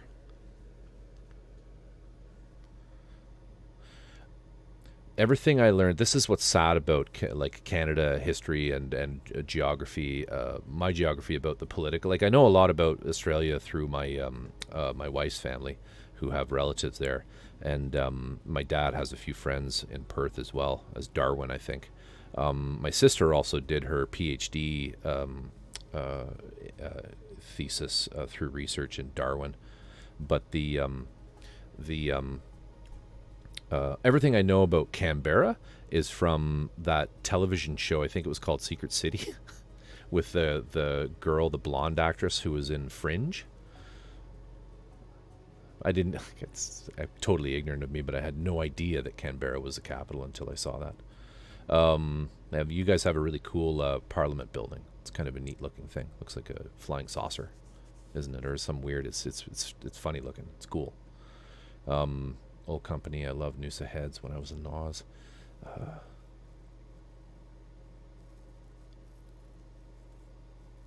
Toes. You can take up to 8 days. Okay, well that's not terrible.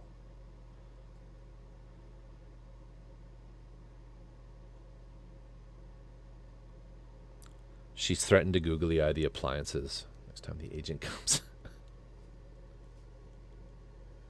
Too funny.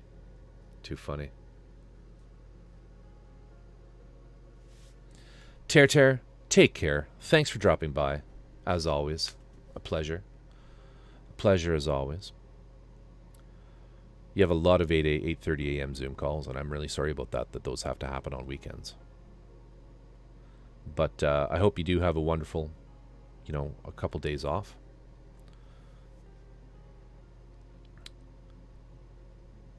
.160 is pretty epic. I agree. I think it's like about 40 centimeters tall. I think. But then I'm in that same problem. Right? It's it's back to that weird gold thing that's happening to me, where I'm not sure what I'm stuck on what gold to use. I looked into vacuum metallization the other day. I think I mentioned all that to you guys, and probably not something that I will actually try doing. Got really complicated really quickly.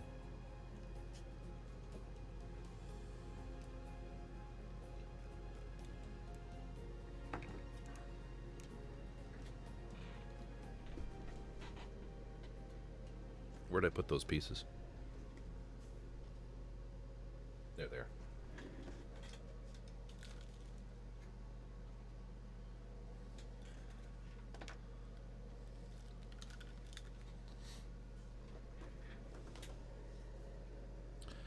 Parliament House is full of Australian marble, mined in Australia, shipped to Italy, cut and polished, then repurchased and shipped to Australia. Hey, White Wolf, thanks again for dropping by. I'll be back on same time, same place tomorrow evening, if anyone's up, if anyone's awake. Hey, Forfeits, welcome. Good to see you, my friend. Glad you got a chance to drop by. We're just doing some weathering here on the Schnabelgun. White Wolf, take care. Have a great night. Have a great weekend. Enjoy the long weekend. Maybe we'll see you tomorrow.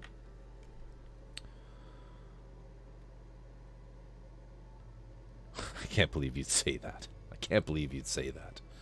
So, Forfeits, we just finished weathering up, not that one, this one. Just doing the hairspray chipping on this. So we just finished the chipping part. Now we're going to work on these a little bit.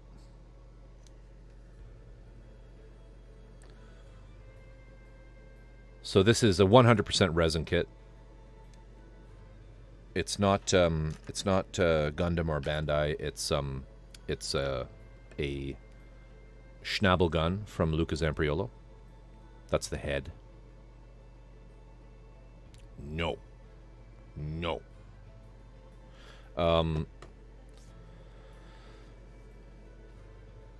So what we've done is we've painted a base layer of the rust, and I've hit it with a couple coats of the and the rust is just black and brown lacquer primer, Mr. Surfacer Black, Mr. Surfacer Mahogany, just to give it a sort of in a marbly kind of like a little bit here, a little bit there manner, haphazardly sprayed on, just to give the rust layer a little bit of depth. So you'll see brown in some places, you'll see black in other places. Then 2 coats of hairspray, you dry that with a hairdryer, and then we spray the Tamiya over top of that. It's the Tamiya acrylic.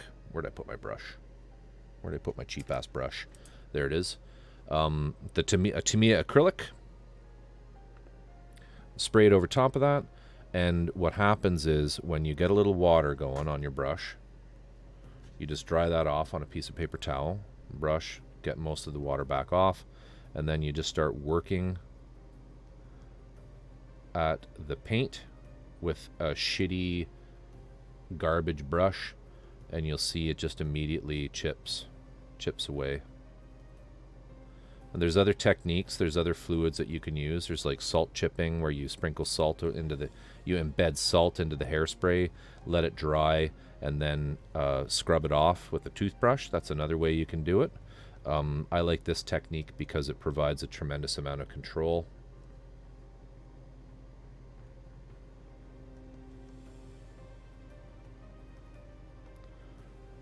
You can hit corners really easily with the brush. With the salt method, it's good for getting sort of, for large flat surfaces, the salt method works nicely because you can kind of carefully place the salt in spots. But for little tiny areas like this, it just doesn't work that well, in my opinion.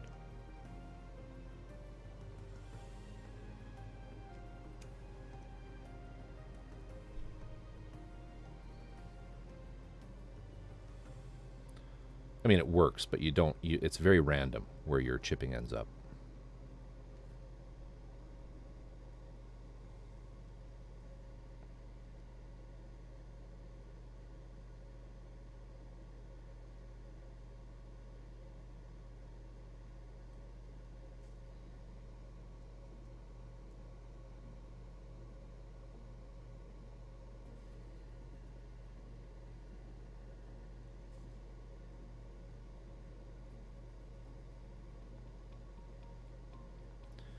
Because this is the underside, we won't do a whole lot of chipping on here.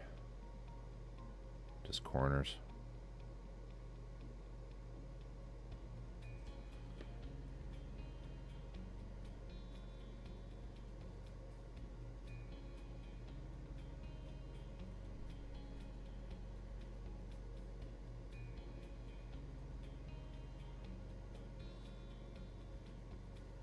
Edges are the most important. You really want to get your edges, because it's almost like panel lining in a way. It defines the shapes of the part,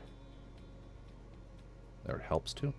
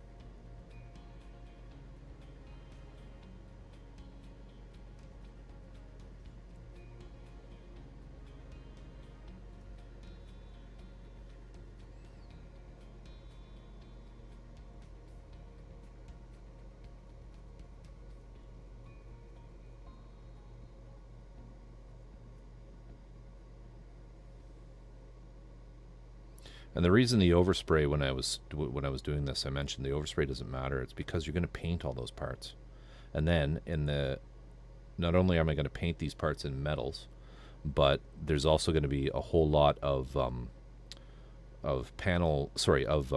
the filters and the oil washes in all the crevices, which will immediately make any overspray a moot point.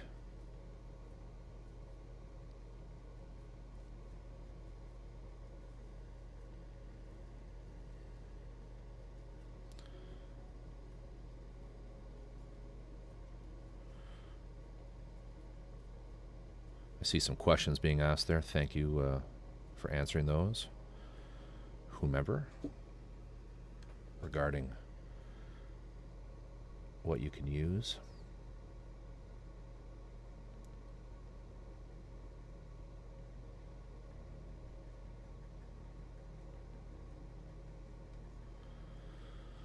I'll just finish this and then I can just talk about paint and primer in a moment.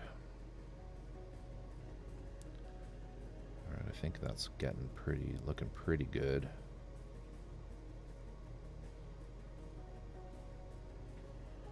There.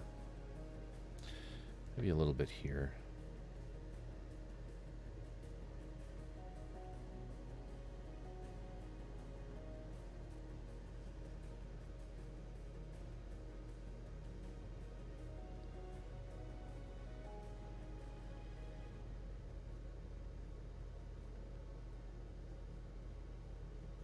All right.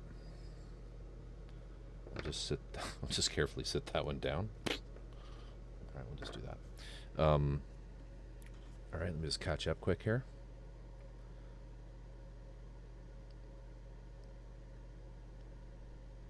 Oh my god, I just realized the tape ball from Pee-wee's Playhouse probably wasn't solid foil. This is heartbreaking.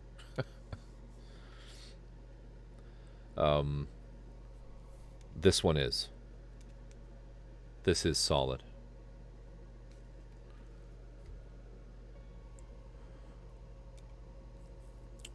So Jack says, I only have white primer left for an SD Death Scythe. Gonna try paint it like in the series.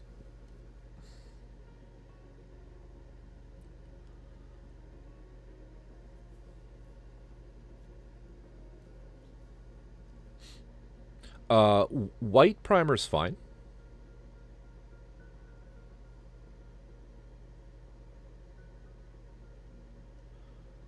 White primer's fine. Yeah, I mean. Hey, Etchibat, thank you so much for coming. Much love. Much love. Take care. Have a great night. Sleep well. Work is looking greer. Thank you.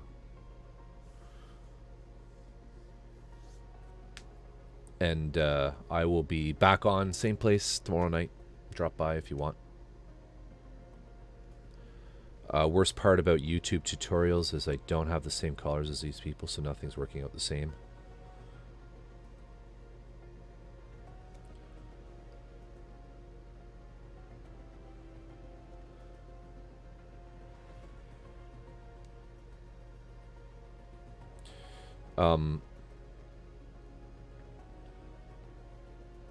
So, Jack, I mean, the different colors of primer that are available.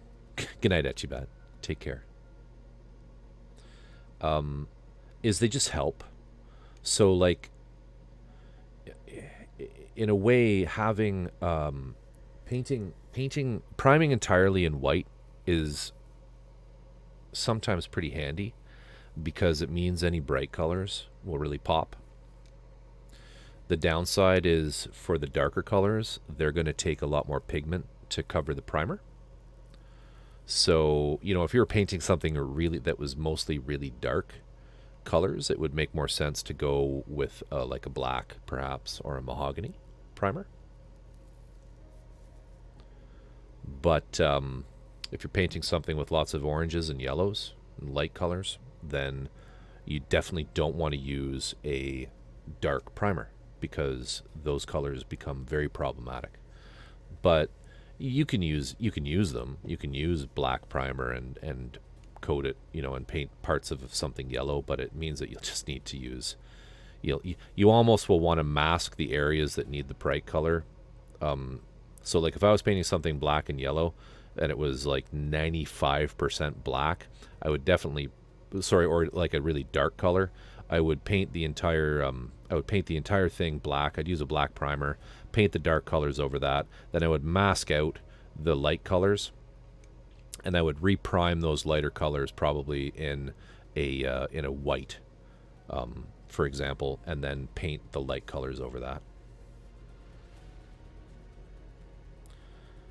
Because if you wanted to paint something that was black and yellow, for example, painting yellow over black paint is just a task, and is a whole it's painful. It's painful, and you won't be happy with the results.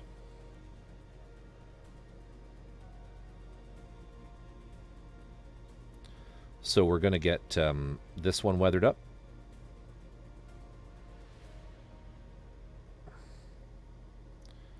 And then we'll get some metallics on it.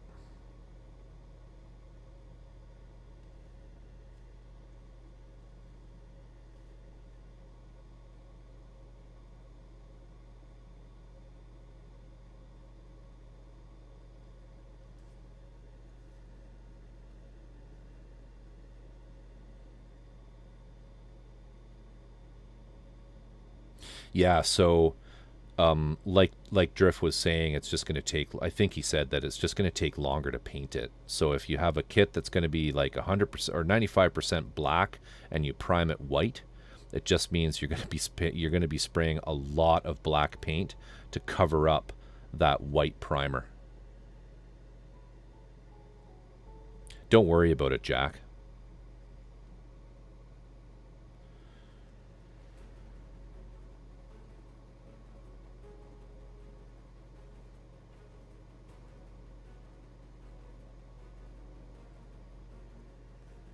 Don't ever feel bad for if English isn't your first language.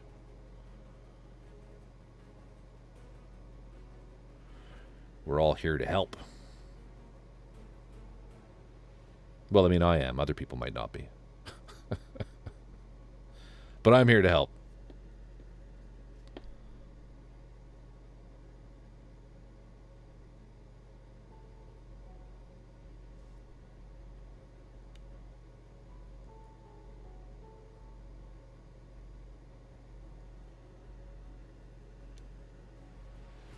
Snores? Can't be that late in Australia.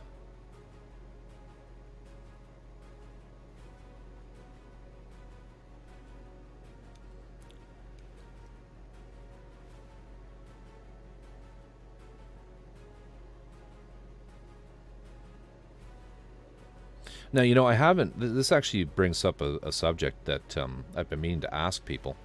Quite a few hobbyists in here, quite a few scale modelers. A lot of the people doing like anime garage kits, they use Krylon spray paints for their primers. And they feel the pigmentation in them is small enough that they work pretty well. And I was wondering if anyone else did that. You know, gray Krylon plastic paint primer.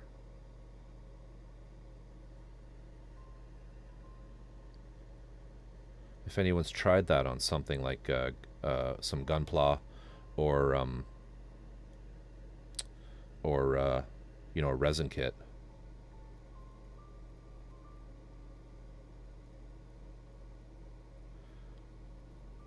Because I'm tempted to try it on something that's not quite as maybe not something high value, just in case it ruins it. But geez, I mean, if they're using it on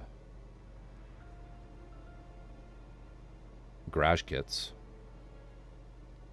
you know, anime figure type garage kits, you know, maybe that'd work. What do you think, Drift? I mean, have you done that with any of your stuff or heard of that? Because I mean, a can of Krylon paint is cheap compared to like $8 for, or you know, $12 for a bottle of this, right? $12 Canadian. Canuckstanian dollars, or Canuckstanian rubles. Random House things or whatever. Yeah. It was who was it? It was the girl from this. She's a streamer. She was a YouTube Leona. I think her is the one who mentioned it. So we'll just let those dry a bit. Yeah, I'm tempted to try it. You did a prototype carriage in PLA. Worked all right. Did on a prototype carriage in PLA. Worked all right. Okay. What do you mean in PLA? Like you 3D printed a carriage and sprayed that with the Krylon?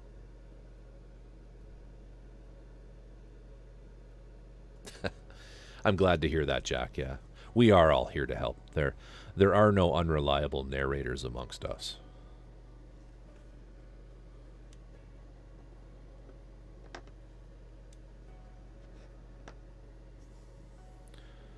All printed bar and wheel sets. Okay, cool. And you found like it didn't but now a 3D print isn't going to have a ton of like really fine detail like this. Like my concern is that, you know, these details in this vent, right, might completely disappear with a thick you know, primer like Krylon.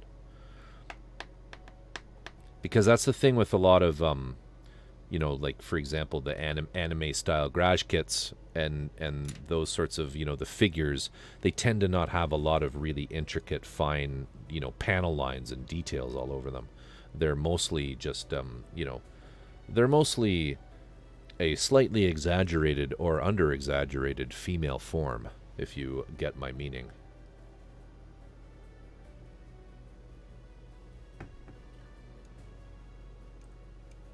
Yeah.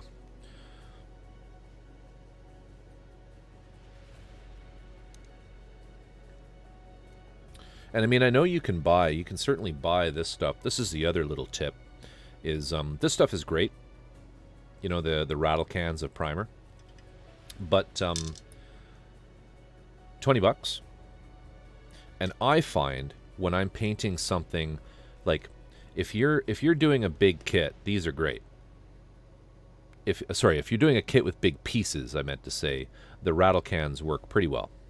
But if you have a kit with 1,000,000 tiny pieces, they're not so great because you waste a tremendous amount of paint, right? So you'll find you'll spend $60 across 3 cans like that to prime the whole thing. Whereas by putting small amounts of this stuff into an airbrush, you don't waste nearly as much paint. So just keep that in mind as well.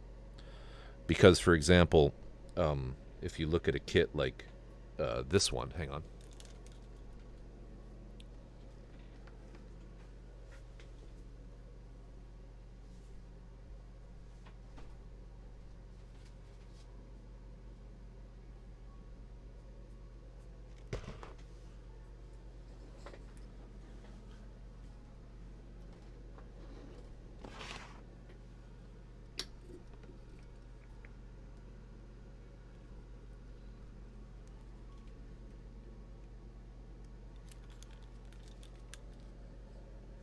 I cracked this open to show, just for Discord, to show White Wolf, who's since gone to bed.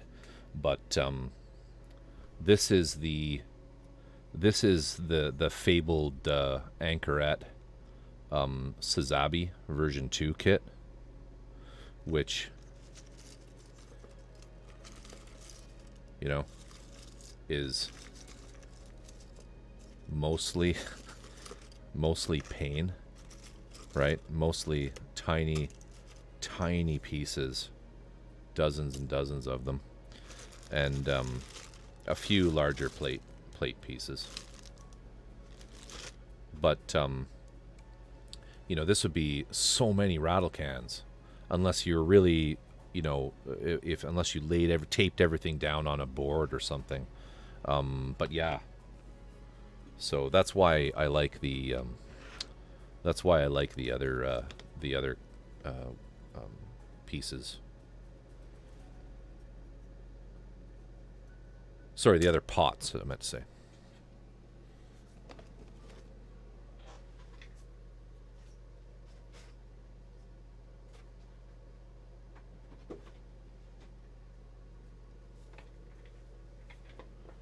All right.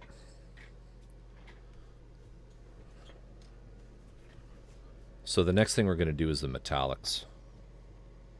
I'll show you how easy it is.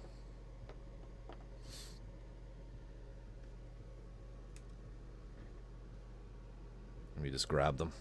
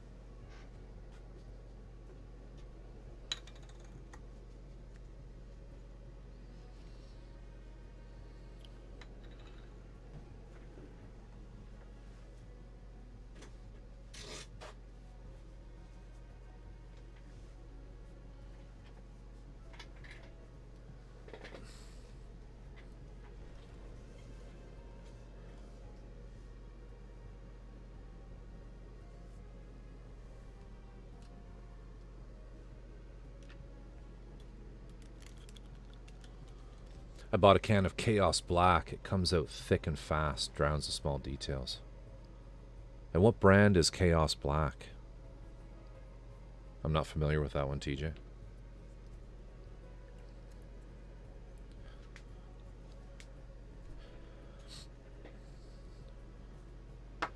Hey, and TJ, are you gonna paint the big gun?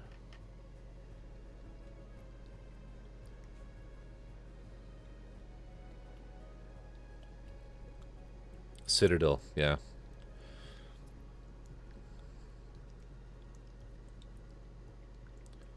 Matte black primer. Very nice matte black primer, okay.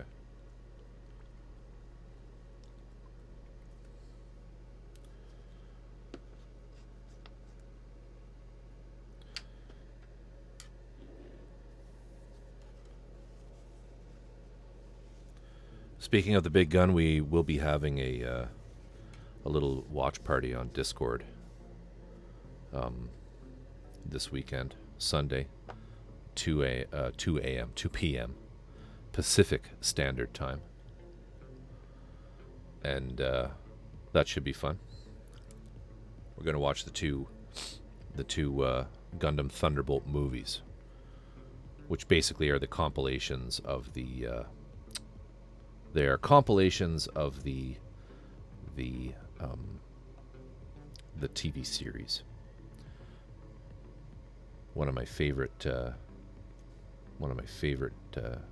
Gundam series, because it's super gritty, dark.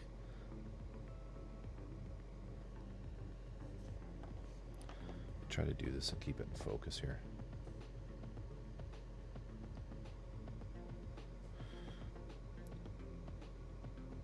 So again, you can do this super quick.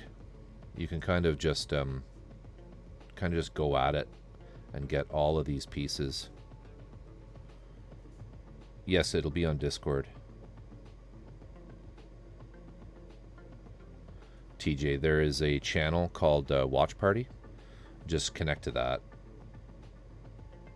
I think is how it's going to work. And then I just share my... I think I just share my screen. Try typing exclamation mark Discord, Jack.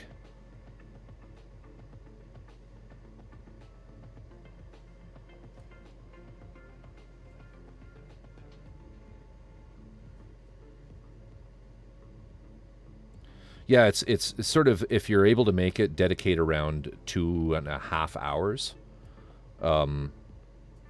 for it. The movies aren't super long. They're like a minute, or sorry, they're like an hour and a few minutes long each. And then we'll have a little brief intermission. People can go do the bio break and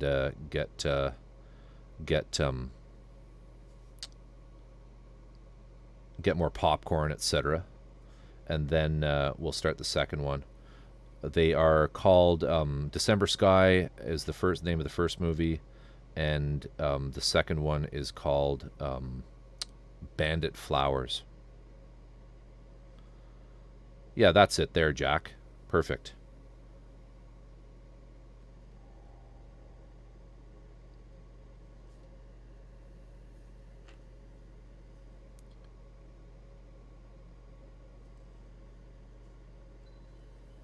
And so that's 2 p.m.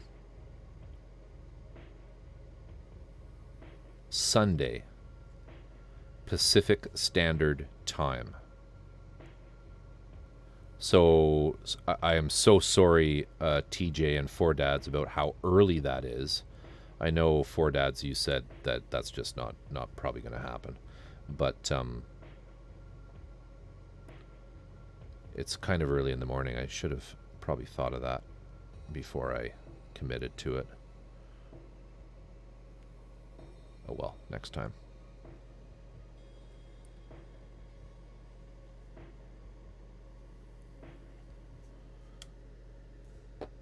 I don't mind, I have no life.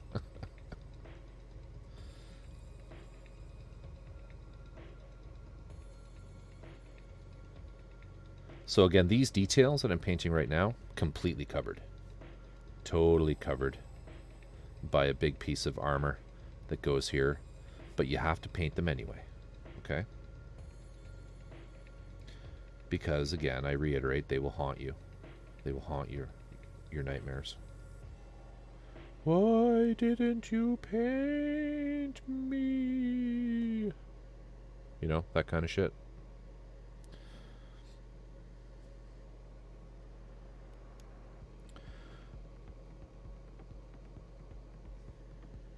And again, this is why the overspray doesn't matter. Okay?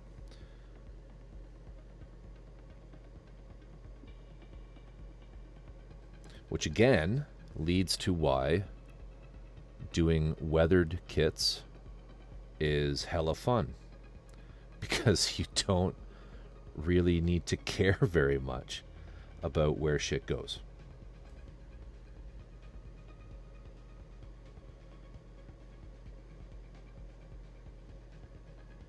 And when I say weathered kits, I mean like weathered mecha.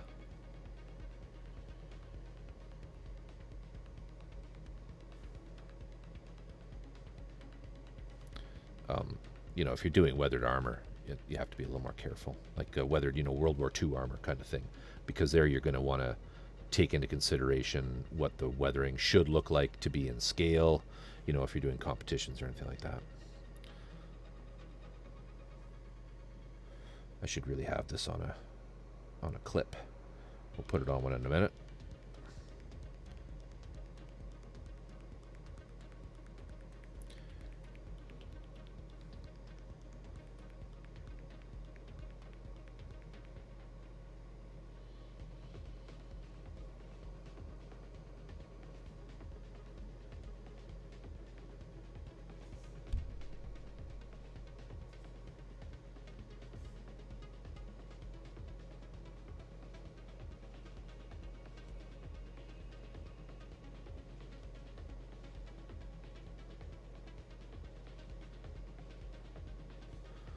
Okay.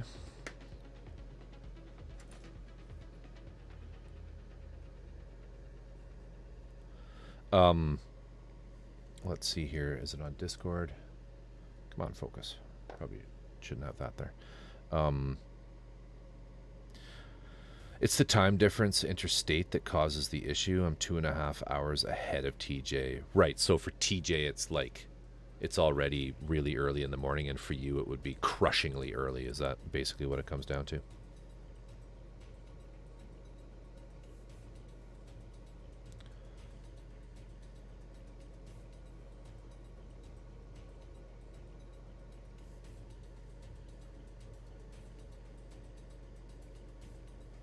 Well, like I said, I apologize. Next time we'll try to do it more like later in the day.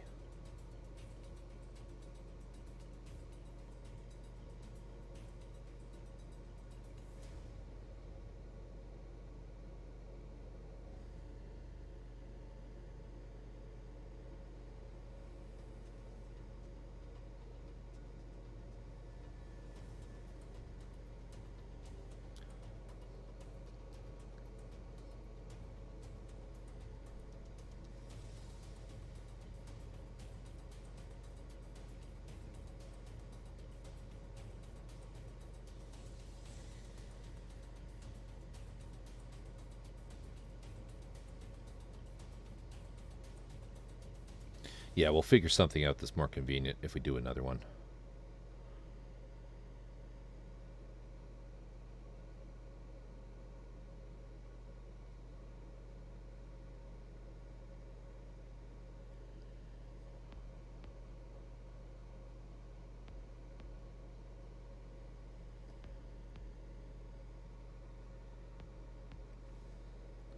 I'll just finish this up, TJ, and we'll have a look.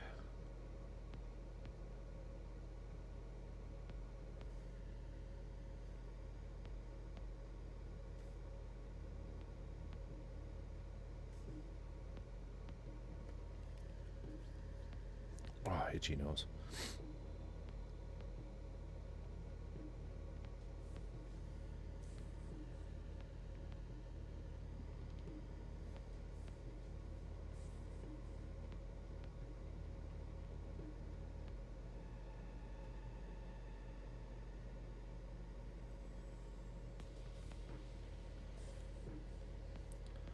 Okay, let's get this.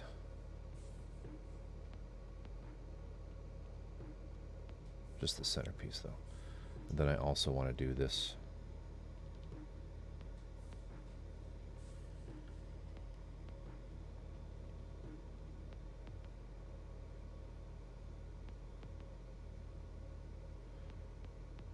And I'm purposely kind of doing a rough job on the painting, just so it looks a little weathered itself.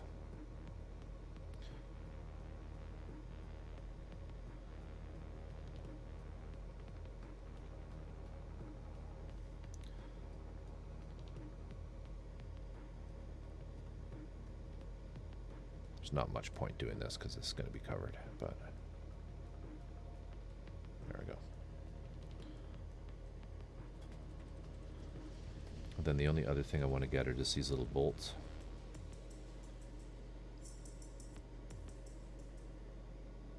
I'll do one here. One here. This one. This one. Any others? Oh, I missed a screw head there.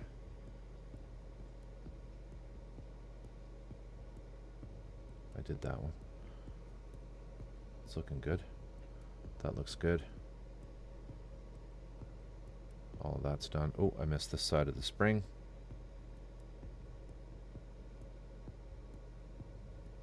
It's not a spring I put in there. It's one that Luca kit bashed in. Some kind of little hobby shot. You can see how he's kit bashing these things. This is a little shock absorber from something that he's put in there. So we'll just let that dry for a minute.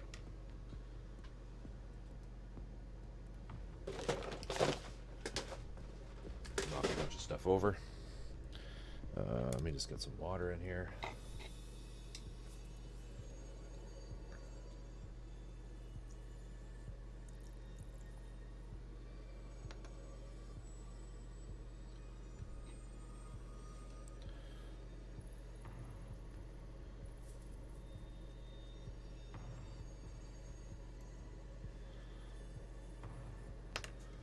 All right, let's have a look here, TJ.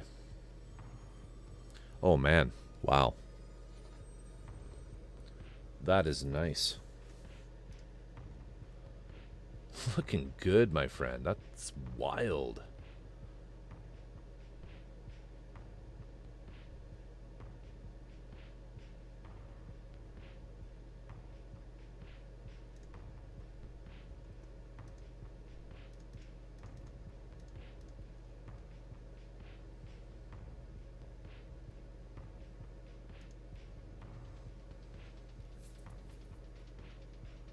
Fantastic. Fantastic job. Love it. Love those Titans.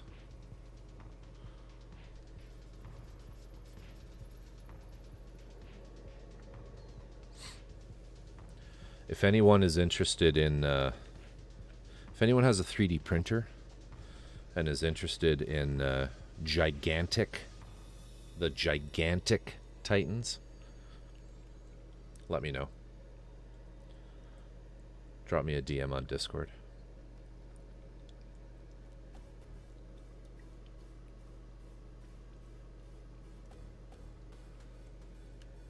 You know, if you're just interested in painting some, not having something that's gameable.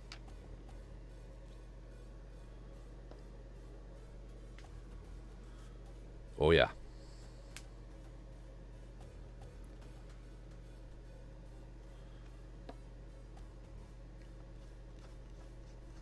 Very cool, TJ. Thank you for sharing that.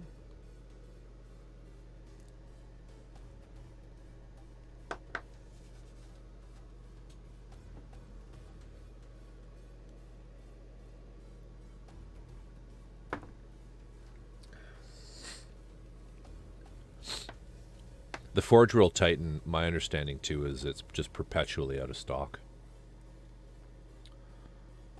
Because the whole story of Games Workshop and Resin is fascinating too. They're a company that they originally weren't doing resin, but they licensed resin to a company in, I think it was in California, and then what happened?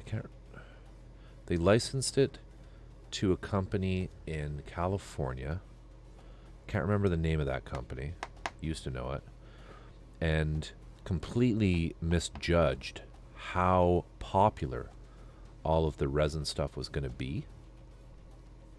And didn't renew the license for that company when it expired and just picked up making them themselves. Kind of a neat story. Speaking of printers, wondering if it's worth fixing my CR10 or get an Ender 5. What's wrong with the CR10, Four Dads? Let's keep going here.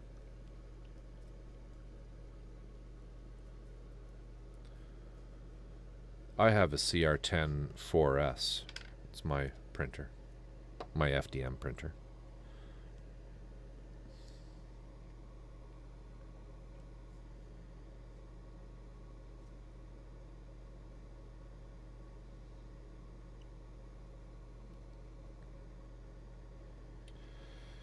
However, mine is heavily modified.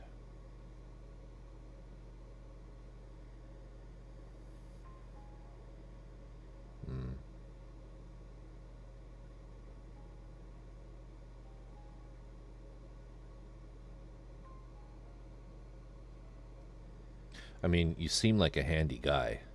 I would imagine it would be cheaper just to fix the CR10 rather than getting an Ender 5.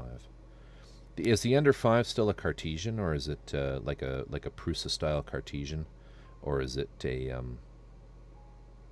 Core XY? I can't remember what that one looks like.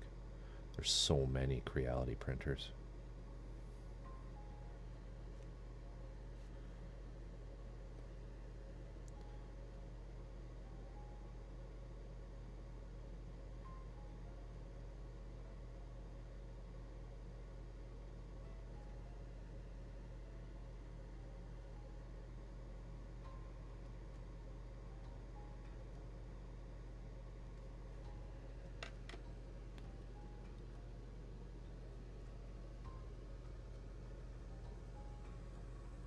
Oh, are they? I didn't realize that they were bad with parts.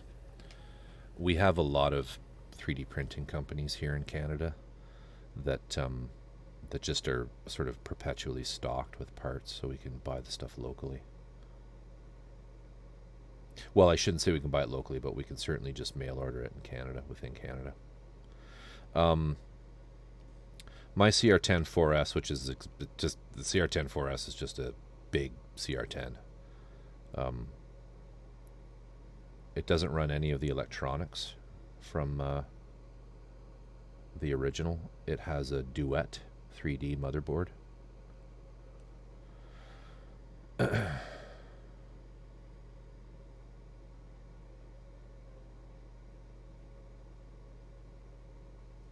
And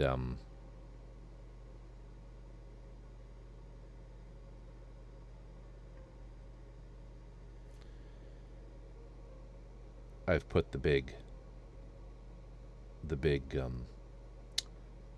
220 volt, has a 220 volt heated build plate, the Kinovo AC heated build plate, and the print head is all different too. It uses an E3D Volcano. I have an E3D Volcano on it currently. That is direct drive. I don't use the Bowden setup. So yeah, I have a Franken printer.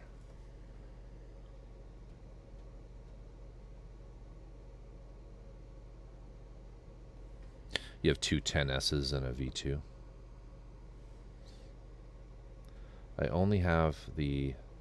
I have the CR10 4S Franken printer, and I also have, because I've been in 3D printing for a dog's age, I've been interested in it. I started with the original MakerBot Cupcake, sold that, and got the X2. X2, I can never remember. MakerBot Replicator X2. Way back when MakerBot hadn't sold out yet to Stratasys.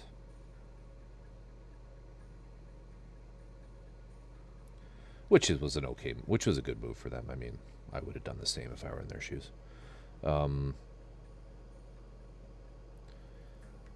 Yeah, which is kind of a cool printer. I've also modified it heavily. It runs Marlin instead of the original MakerBot hardware.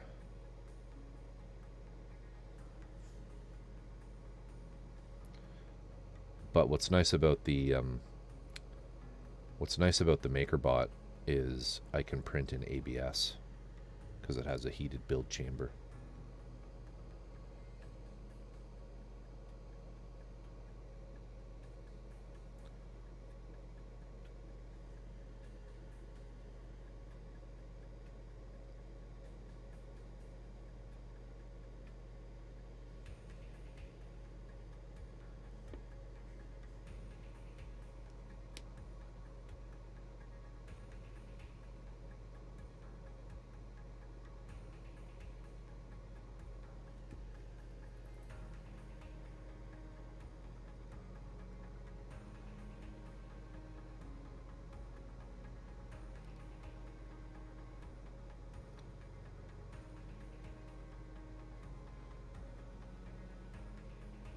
So the way I handle painting these parts is I sort of do all of the silver and then I go back over with the copper. Just in a few spots. Give it a little, just a couple little accents.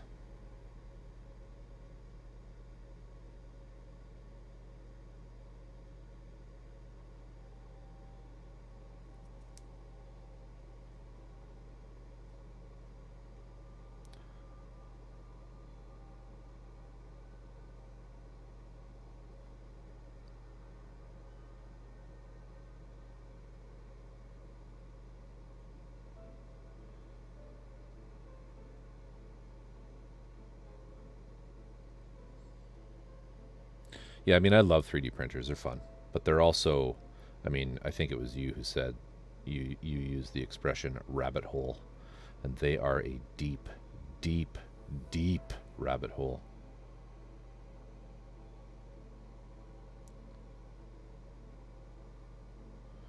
You know, for anyone who's just come into 3D printing through, you know, maybe doing minis, paint or printing minis with the with DLP-based SLA printers, those things are a dream, even with all of the annoyances of the liquid resin and the toxicity and all that silliness, cleaning and whatnot.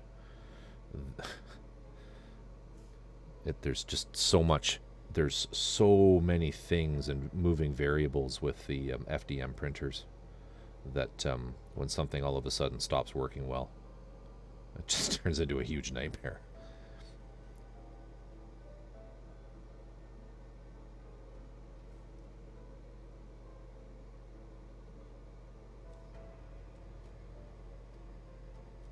Yes, that's very true. It's very true. But if you want a fun project for dads, do look into the Duet motherboards. They were a game changer for me. It's a completely different firmware. It's RepRap firmware instead of Marlin. And it's really, really amazing. I will never want to use Marlin ever again after using the Duet boards.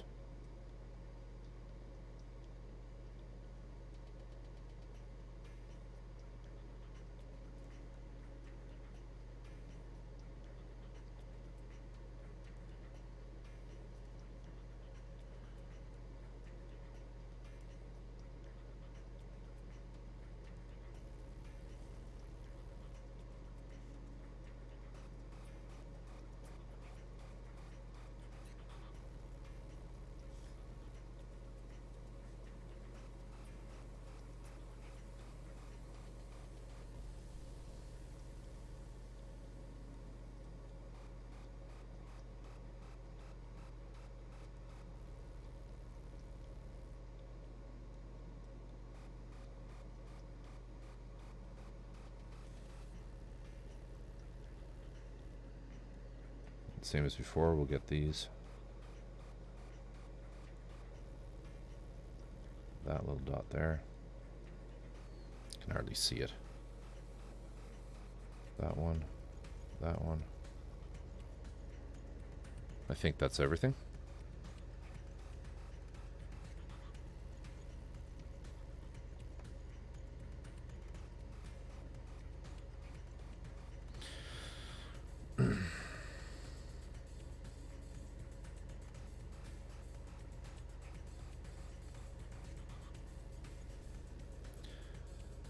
Check it out. If you're like the sort of person who wants to basically have complete and utter control over everything your 3D printer does, when you run a G28 home command, if you want to be able to tell it exactly what it does during that homing command, then like the Duet firmwares are game changers.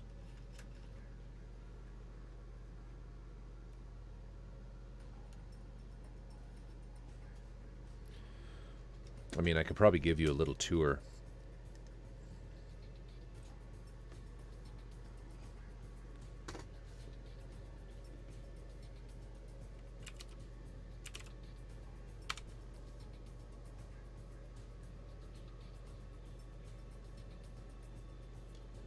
just have to be careful I don't do anything with the printer because it's got stuff all over it. So this is what the interface looks like. And basically everything, if we go into system here, you can run laser cutters off of the Duet as well. But everything is done through G-code, everything. So if we go and look at, so when the thing boots up, there's this G-code file called config.g, and everything in the printer is set up with this. The one thing you absolutely never do with Duet is code Arduino bullshit and flash crap up to it to change, major settings. There's none of that fucking nonsense involved at all. You never have to flash the firmware to it. It's not it doesn't use Arduino at all. It's on an ARM processor. So all of the setup in RepRap firmware is done using G-code commands. You can see here I'm enabling the network. Then a little further down, I'm using G-codes to set the actual drives. I'm setting the original sort of steps per millimeter. All this stuff is set up. This all runs when it fires up. I'm defining my Z probe.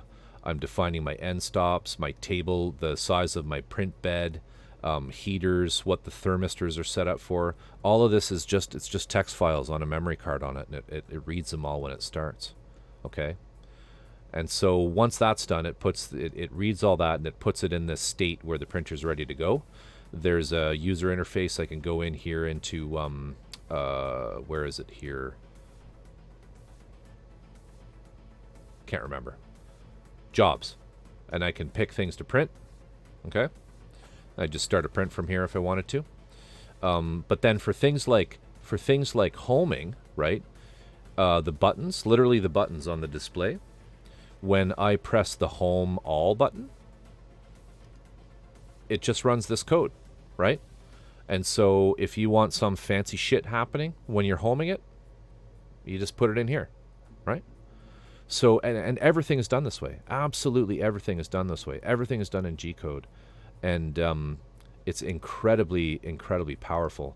One of the coolest things that it has is if I go look at my start.g, which is what gets run when it starts to print, obviously, is RepRap firmware, and Drift, you might be interested in this too.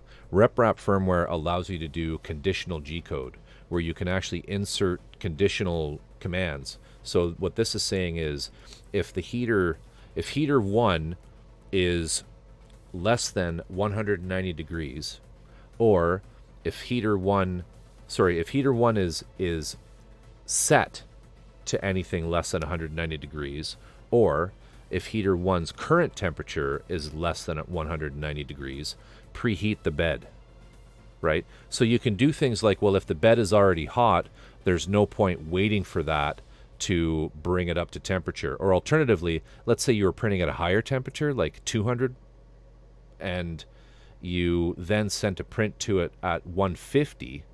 Well, when you do your start command, when your start command runs and it does that M104 S150, you're going to have to wait. It waits while the temperature drops. Well, that's dumb, right?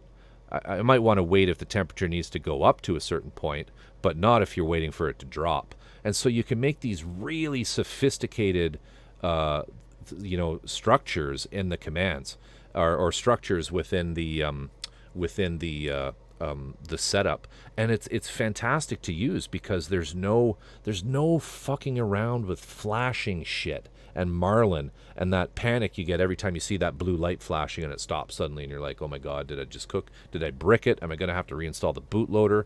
That kind of crap. The other thing is the Duet boards have very, very high quality drivers on them. They're expensive, so if you have a big fancy printer that isn't, that's a more of an upmarket printer, it makes sense to maybe convert it to a Duet.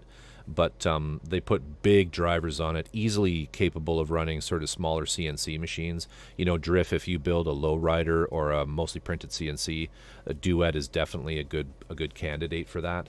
But yeah, it has tons of neat features, and it's a very sophisticated board. There's a 3D viewer in it. It doesn't run all the fancy plugins like what you see in Octoprint, but it does have the industrial features that you would want and need for commercial printing. Like if you were doing something in a business environment, the Duet boards are very, very solid contenders. But yeah, that's Duet.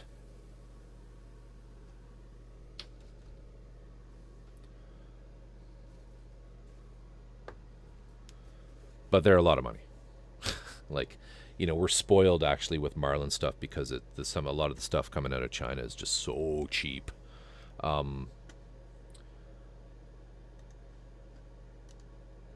The other crazy thing, I'll try to find it here.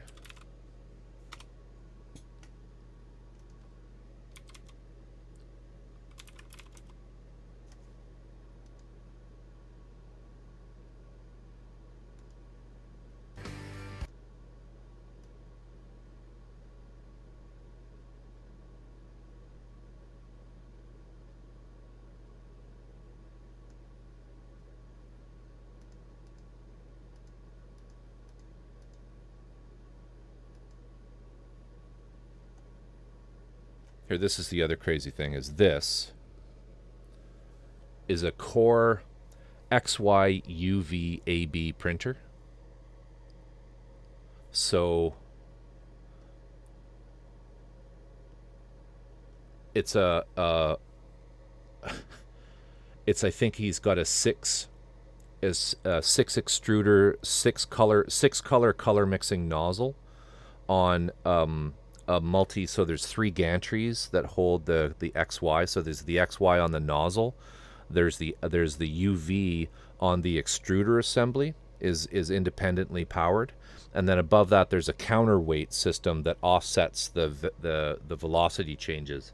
So like a weighted secondary gantry above it that goes in the opposite direction of the extruders and nozzles to stop vibrations, and it's also powered by the Duet. So the Duet lets you have these extremely complicated setups. I'll just link this video in chat if you want to have a look at it afterwards. But this is kind of what the Duet stuff sort of does. It lets you do this really next level tinkering. It's crazy. Like and this thing is the size of a phone booth too, his printer. It's just crazy. Anyway, fun stuff. All right, so we got one more here we'll do. This one shouldn't take as long.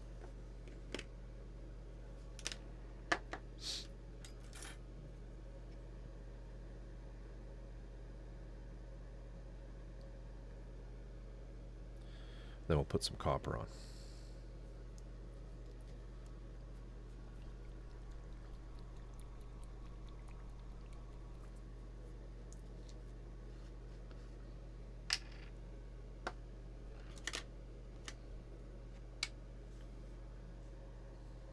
My next printer, though, will probably be a large DLP.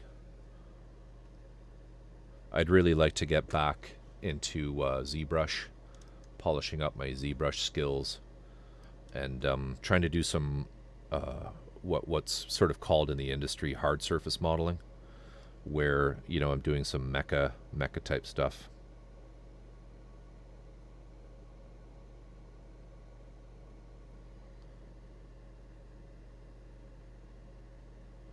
Hey, great.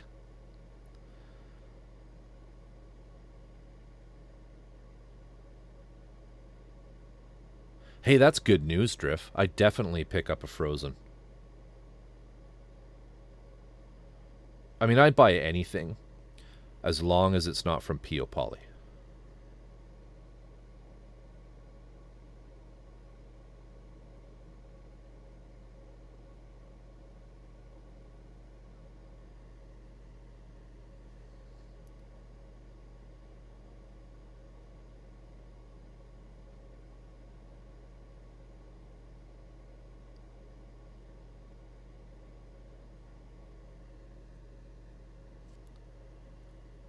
I've been happy with the Sonic Mini 4K. Biggest gripe is a bit of Z-Flex, but otherwise okay. Are there mods for it? Like the Z-Flex, what do you mean by that exactly? Do you mean like Z-Wobble?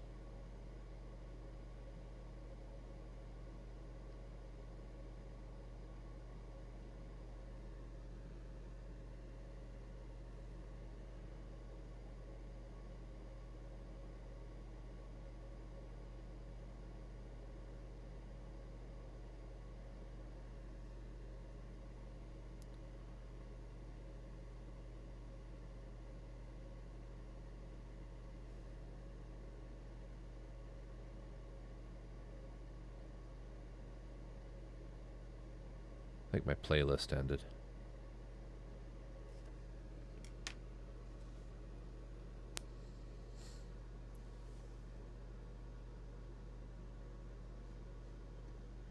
Let me fix this and I'll try to understand what you're saying here.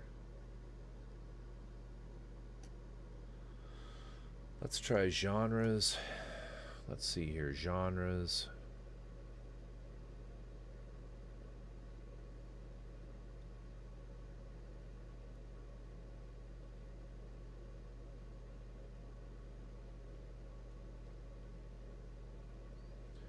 Let's try metal.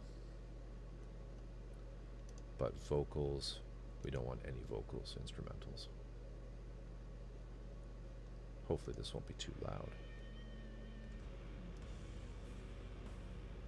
There we go.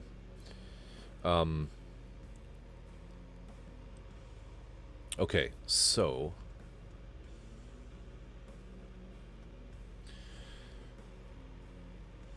the suction of the FEP can flex the Z-axis. It's not rigid enough.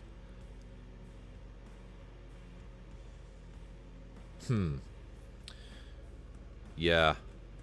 The Piopoly Moai had that issue because there's a lot of suction in that printer. Because that printer does a peel with the vat, where the vat itself would rock down like that to peel. And the build plate wouldn't pull up like in a DLP.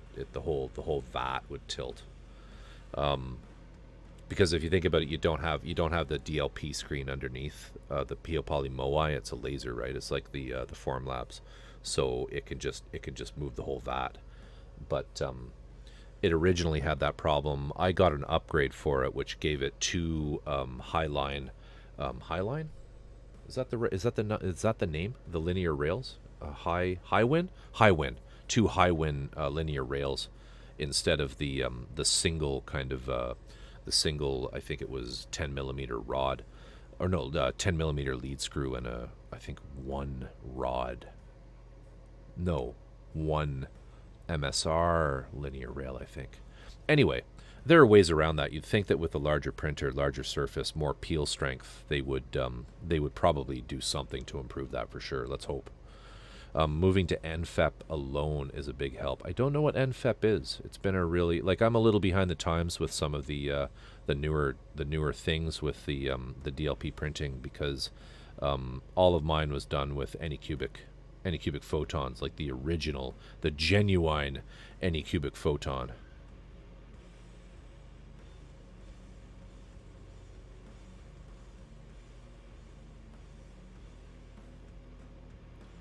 Old school Anycubic photon, which is a great printer. That thing was just, I mean, it is just such a workhorse. A little bit of Z-wobble. When you get it, you gotta kind of work at getting rid of that. But it just works. Just works. And mine has so many miles on it. So many miles, because I did mini printing for about 1.5 years on Etsy. I had licenses with a whole bunch of Patreon guys, like won't even be able to remember the names of them now, but like Duncan Luca and all of those guys. artisan guild, etc., etc., and the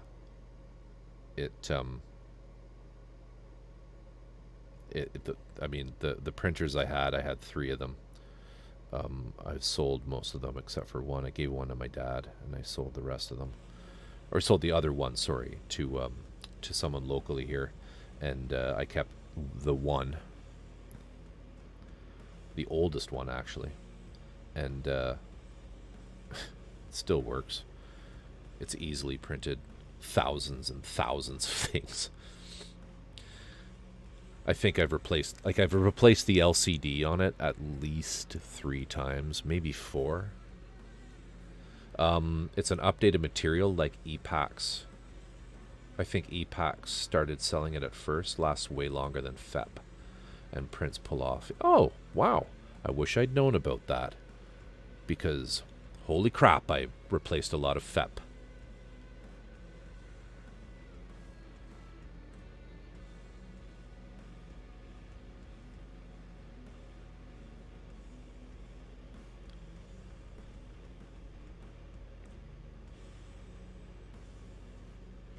Did I paint right?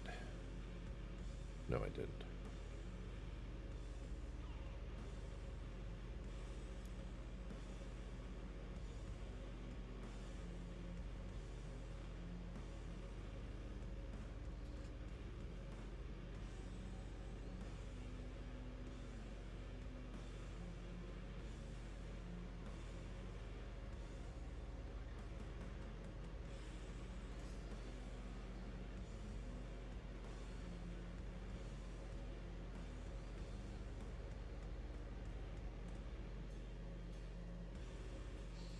Dreamcatcher, hey, take it easy and have a great night. Have a great Saturday. I hope you don't have to work too hard this weekend. It's a pleasure having you as always.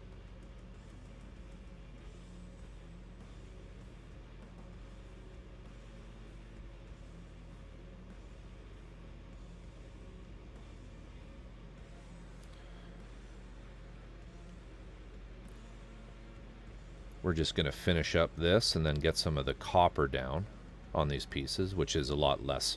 There's a lot less of the copper, so it shouldn't take nearly as long. And then hopefully we'll have an opportunity to do some of the oil wash.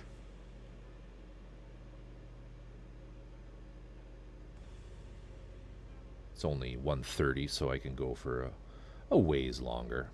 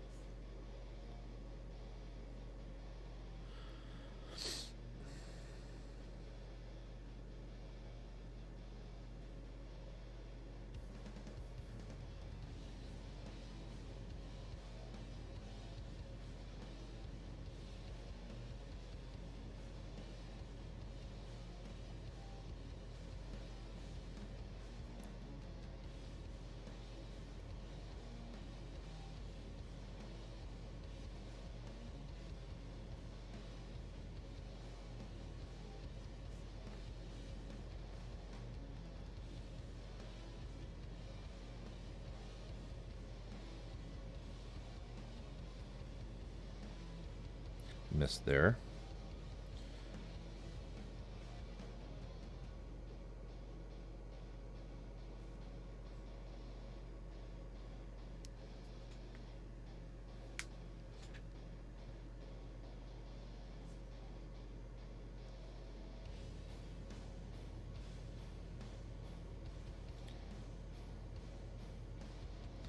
So the Dacus is going to be your first resin kit, Drift. That's quite a that's quite a grand entrance.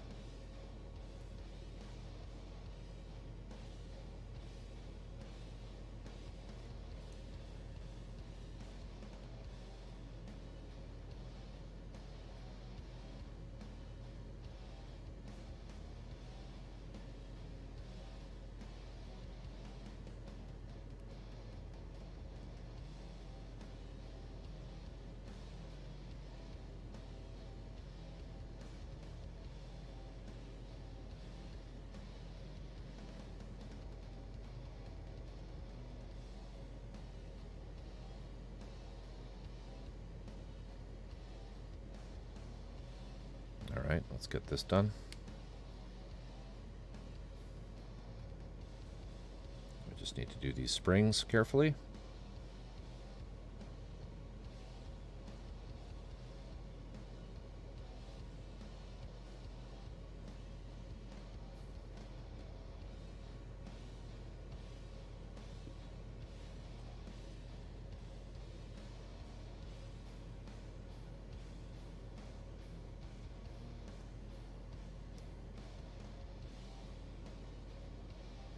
Oh, so you don't think you'll do that one first?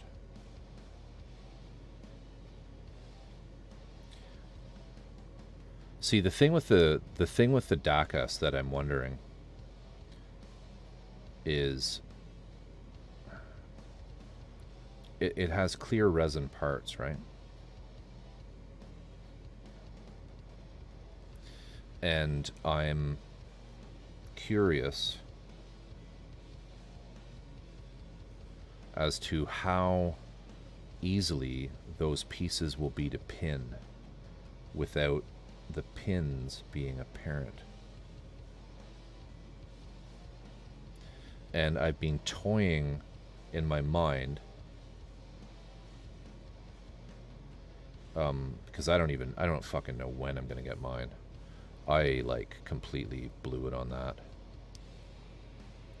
because I got one from, I guess, the original that was being scalped on Yahoo Japan, and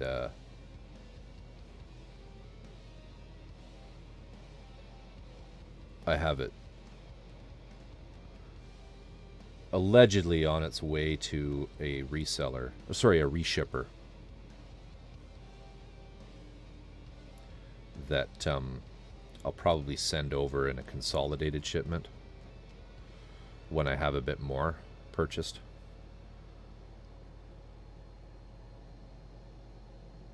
So those look good. I like that. I like this Tamiya.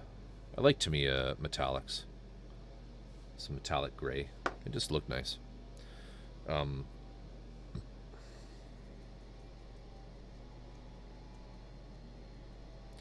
Yeah, and so I think the way that I might address that is I'm wondering if I can drill and then flood the hole with something like pledge, like the future, right? Which is, if you remember, its classic use was to take canopies, right? Aircraft canopies, and you dip them in it, and it fills all of the fine, the fine swirls and cracks and anything that on it, and they disappear. So I'm wondering if you could do that, and then use something like fiber optic strand as a pinning tool, right? So like fiber optic rod, and if then so you put the future in, and then you insert a high compliance, like very tight piece of acrylic or fiber optic stock in, and I mean, when I say fiber optic stock, I mean like 1 millimeter, like not the super fine stuff, but kind of the thicker stuff that you can get on Amazon, and use that instead of brass as the pins, and somehow get like an invisible pin in there, or a less visible pin, we'll say. That's kind of what I've been thinking about in my head doing it.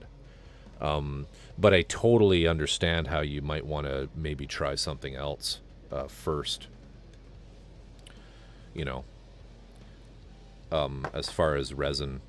Well, I mean, yeah, acrylic rod is basically the same thing, for Dad, but you get like acrylic, like typically you're going to pin with stuff like this.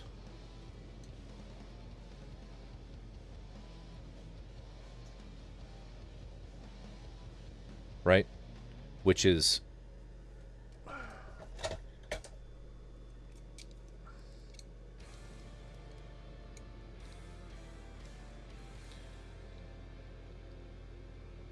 You know, this is 1 millimeter, right? And so, you know, if, like, I guess maybe you could go and find acrylic rod that's that thin, but you might as well just get, oh, I have some, but I don't know where it is. You can get huge reels of fiber optic rod, like 1 millimeter fiber optic rod, which is really just acrylic, right? And it would be so much cheaper than anything hobby related.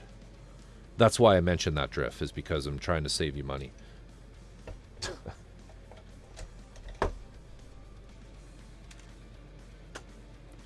I don't know about metal, guys.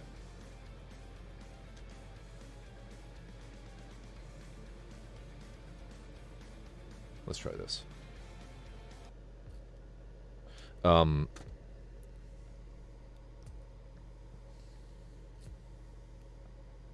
Yeah, but I don't think if you went to Amazon and just like got fiber optic stock, I don't think it's actually going to be glass.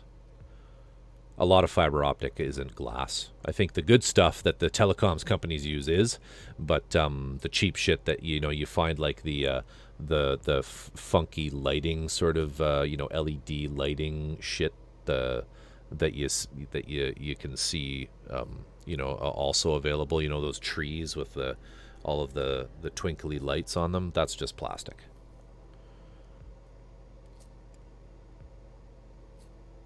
Because the minute you get into like proper acrylics and things, it's all of a sudden everything gets expensive. But I mean, I know I've ordered fiber optic stock, and it's cheap. In fact, I have a kit. I wonder if there's any in it. Hang on.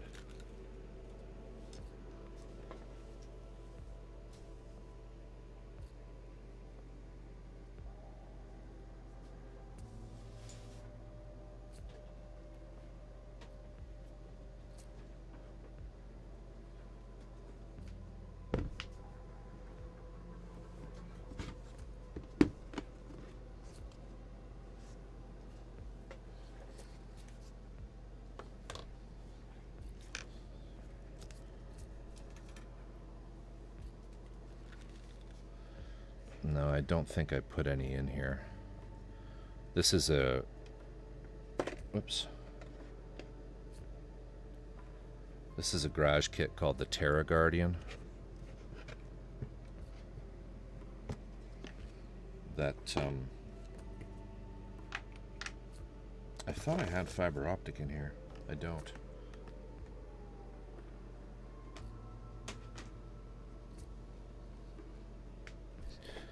This is like a...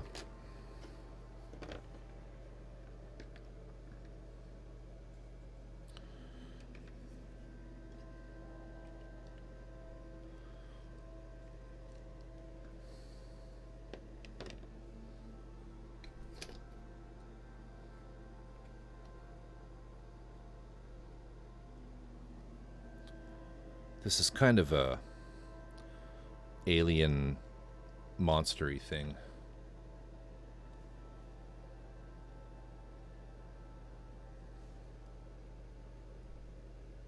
Resin kit that he has this. They made it in such a manner that there's this really nice spot here in the back. This goes on like this to cover it, like so. And then these tanks go on the back, but I'm sort of in the process of gradually getting him built. But what I was going to do, where I'm going with this, is his face here. I'm going to drill out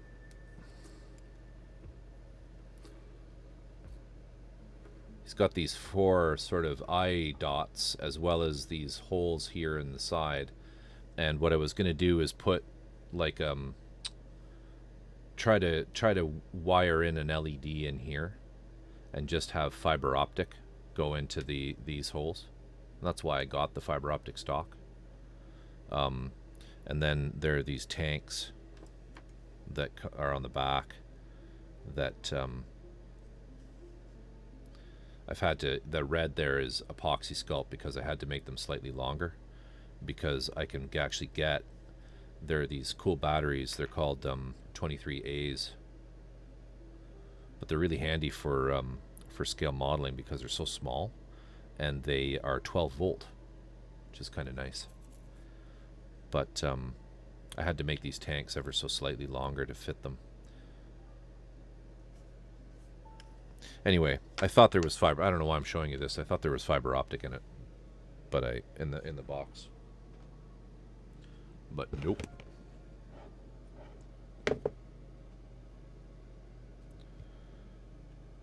Oh well. This is what it looks like, kind of.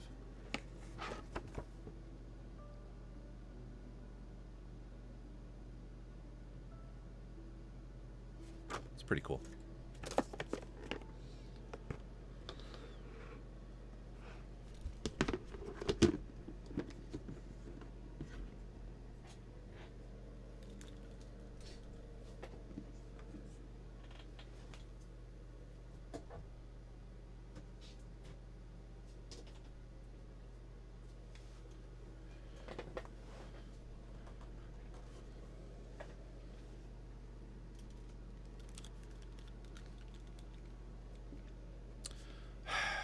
Put it away, left a piece out.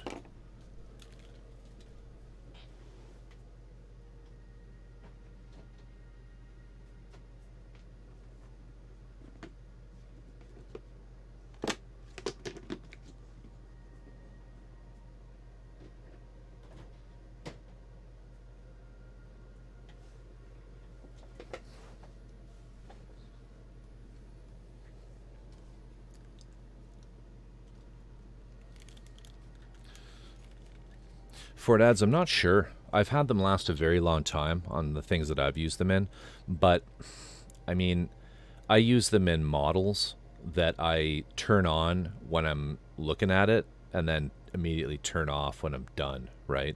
So really prolonged use on, you know, as a headlight on a vehicle or a train that you're actively running for a longer period of time. I don't know. Might not last that long. Might not last that long. I just like that they're 12 volts because you can get stuff really bright with them, right? Yeah.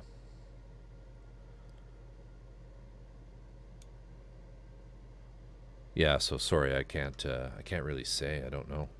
Shouldn't be too hard to work out though. In fact, for dads, if you let me know what LED you're using and what resistor you have, what current limiter you have on that, I can tell you. If you hit me up in Discord with that info, I can absolutely work it out when I'm not quite as tired. I can bust out my Ohm's law for you and figure that shit out.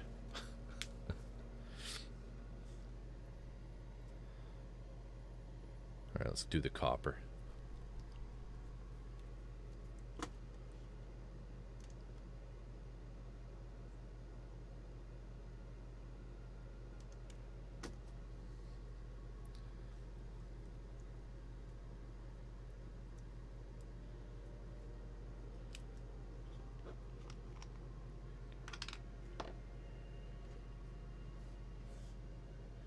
Oh, let's fix this.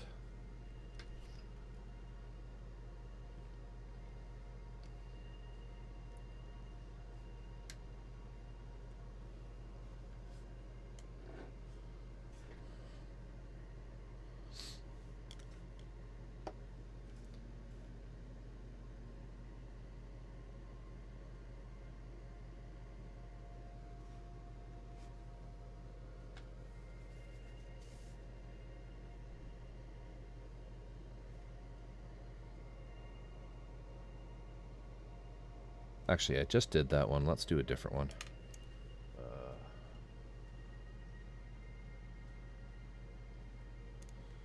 Let's do these because I know they're going to be drier. We went with 6 volt on the initial prototype, 4 AA cell batteries, but that was a large loco and lasts a full night run with no issues.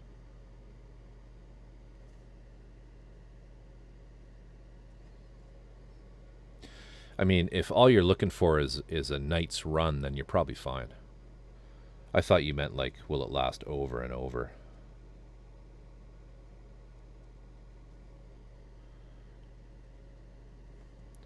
So we're just going to do a few little details in the copper. Let's do that. Let's do maybe this vent.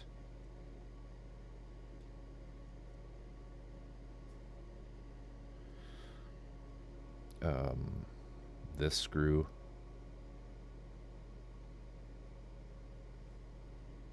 Let's do maybe this one as well. And let's also do the spring. Oh, I'm not even in the frame.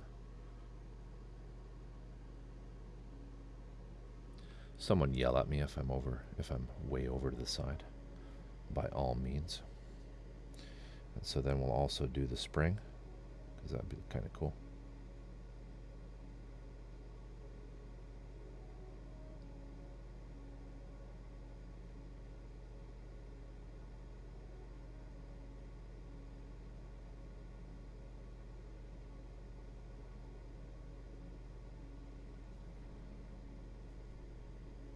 Yeah, well, that's good, right? There, that you don't really have to take too much.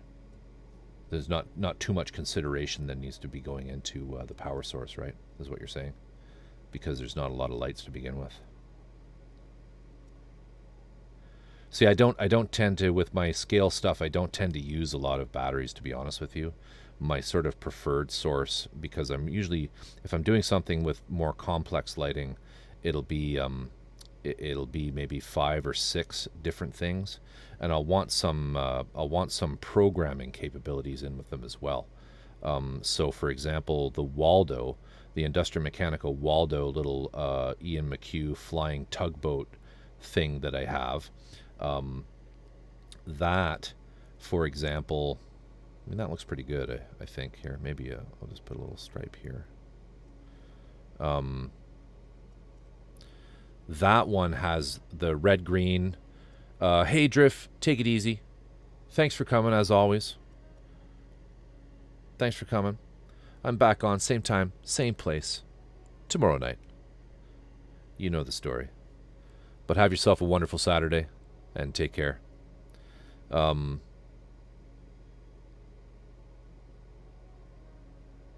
What I will do for dads is I will use a little like nano Arduino.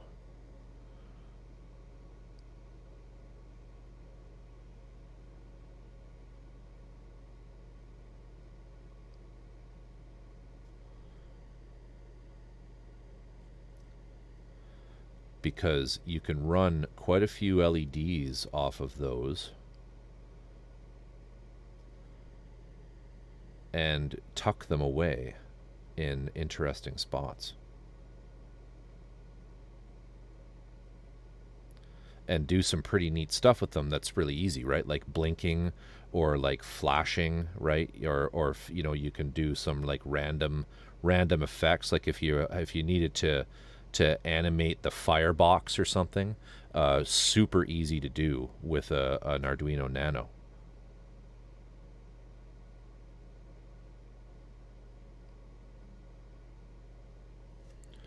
I mean, you probably already know all this stuff because you've been doing the model thing for a long time.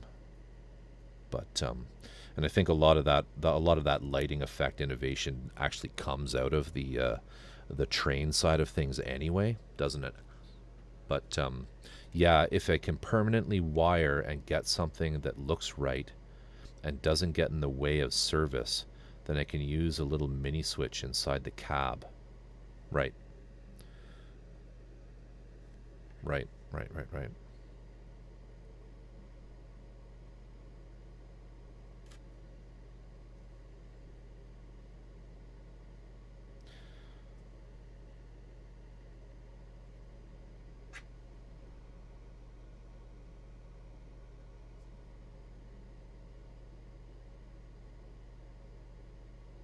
Oh, sorry. I thought we were still talking about. My apologies. I thought we were still talking about like the smaller things, the smaller engines, just the tabletop stuff. Apologies.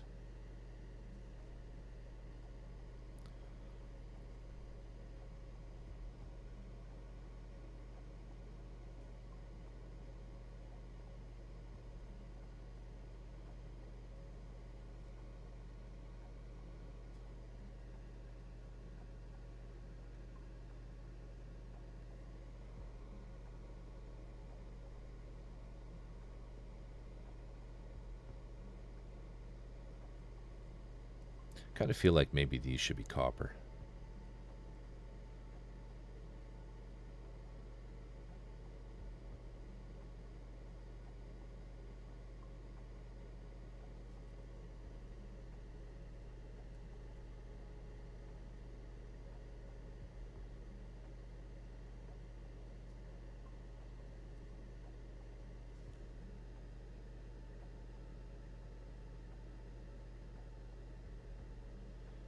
See, I know you mentioned that you do, you know, live Steam, but you also talk a lot about, you know, before you were talking about N scale and HO with White Wolf, and so I kind of figured you sort of do it all. But yeah, what do I know? What do I know?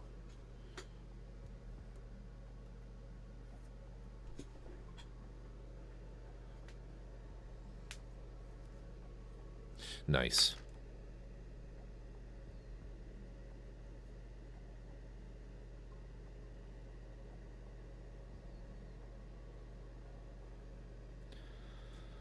We live very close to a place that does live Steam. Model live Steam. Used to take the kids there all the time.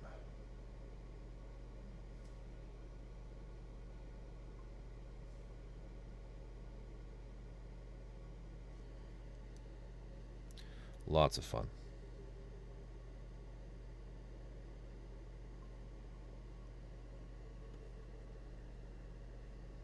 It was especially fun when you get to ride on somebody's engine that is actually a steam engine, because the club engines were more just electric.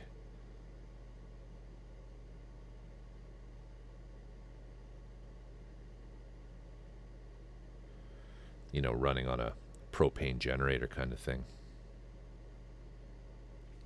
I don't know the gauge of the. I'll finish this and I'll look it up.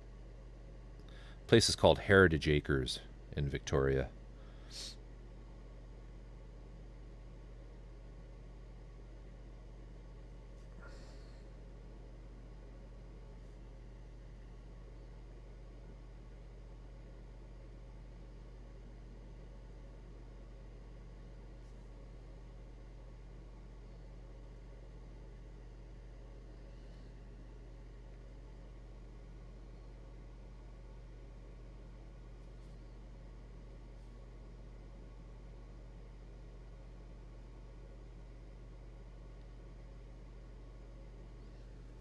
Can't remember what I've done now on the other one.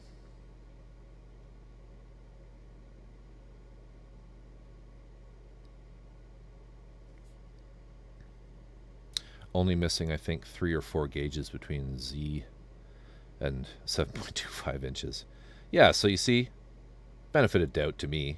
I have no idea what you're working on or what you're talking about when you say do 23A batteries fit or work. I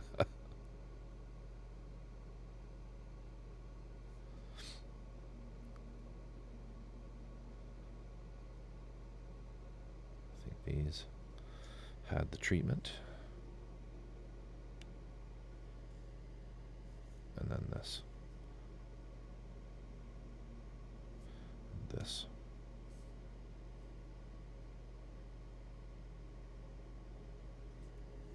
And the spring.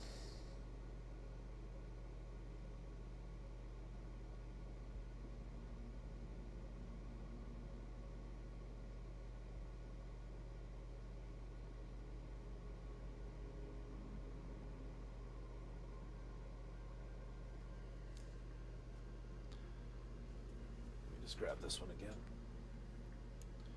Make sure I've got them the same. Oh no, I did those.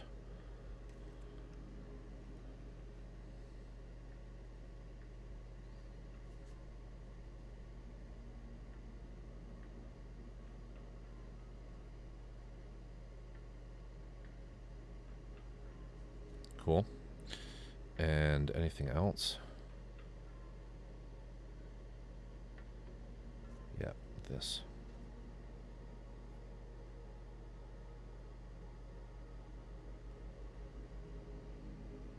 Cool. All right. I think we're good with those.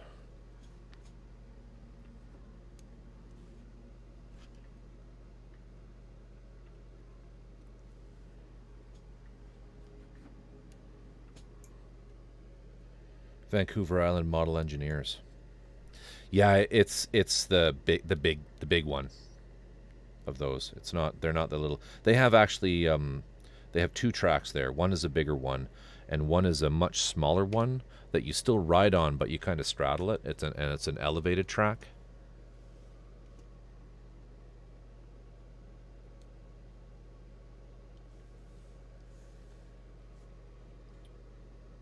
I don't know what gauge that is.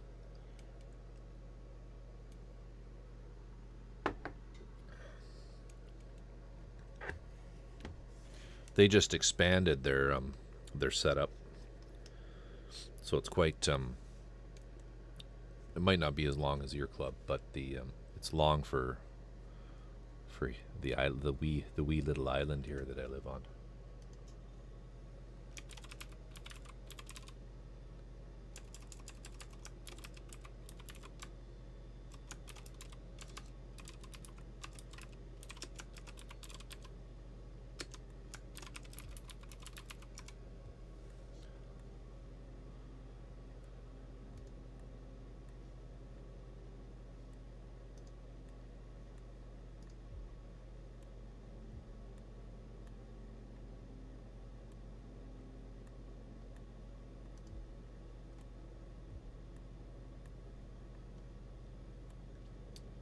Yeah, these.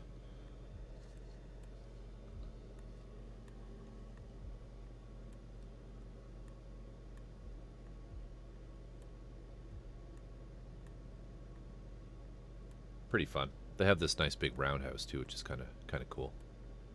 They just built that.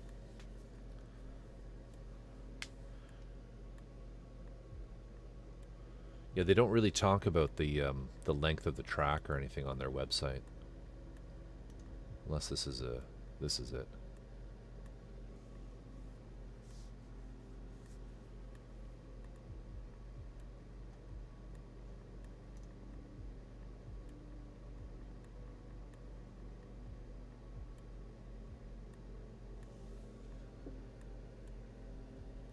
Yeah, it doesn't really say the length, but it's nice. I mean, it's a long ride. It takes I don't know, maybe 5 minutes to get around it. You get on here and you kind of go like down here,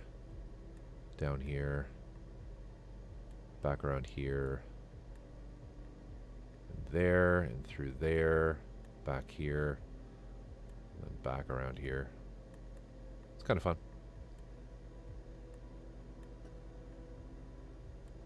But I don't know the length.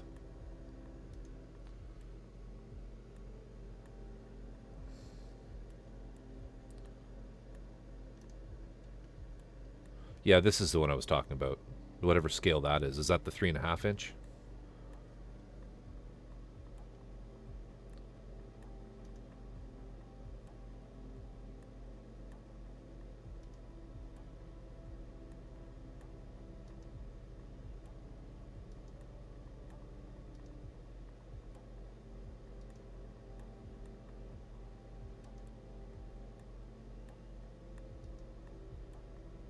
These are the club ones. They're just electric.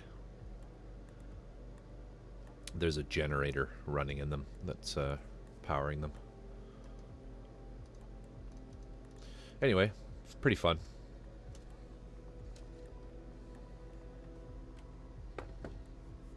It's been several years since I've been there, but it's like 5 minutes down the road.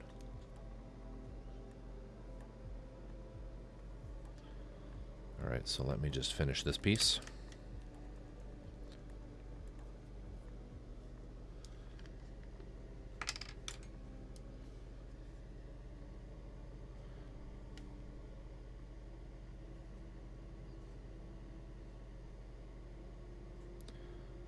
Mine is sandwiched into a park where, oh yeah, I read that already. Tiny compared to some.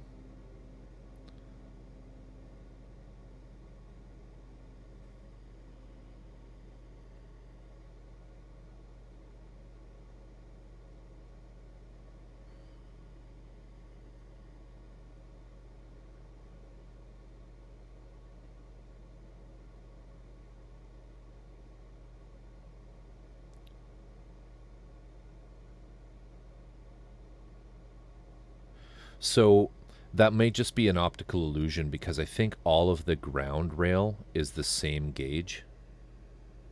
Like all of the engines there that run on the ground, I think are on the same gauge. But then they have a small, that one where the people are straddling the track. Yeah, I agree. It looked like there were two sets there.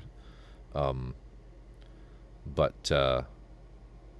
I don't recall them having two. There's just sort of the one main line. You see, originally they had one track that went the course of it, and then they expanded that, and they sort of have a smaller track, a shorter track, and a long track now.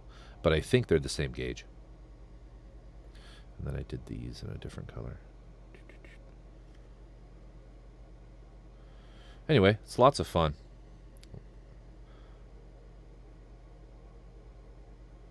Very cool.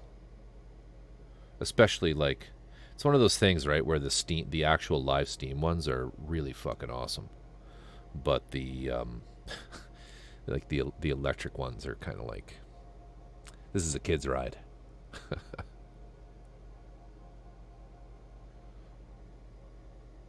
Okay, that's those done, so we're good. We are good.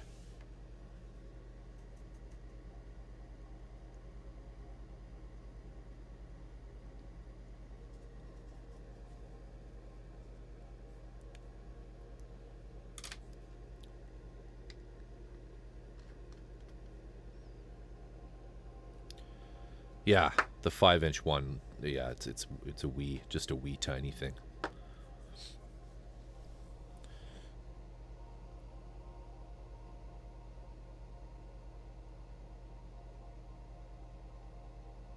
We have clubs. We have a couple of clubs here that it's over 15 minutes for a ride. Wow. Yeah, well, I mean, Australia, right? You guys have way more land probably that's available for that kind of thing than Vancouver Island. Like, you know, where I am here on the island, land is extremely expensive. And so to have something there, like this place, Vancouver Island Model Engineers, could easily close and sell all of that land to a developer and flip it for probably like 17 million, right? Like it's peculiar that it even exists currently, just with the way the property values are. So because of that, there just isn't a lot of agricultural, flat land like that that's available for this kind of thing. And yeah, they also did some pretty intelligent stuff getting it going through the bush. Ours did too. But yeah, it's amazing to me that it exists at all here where we are, because every square inch of zonable land that you could put housing on is quickly gobbled up on Vancouver Island, particularly southern Vancouver Island where I am, where we just, because we're hemmed in by the ocean and the mountains, there's just very little that you can't that would go undeveloped because there's just so much money in it. Let's have a look.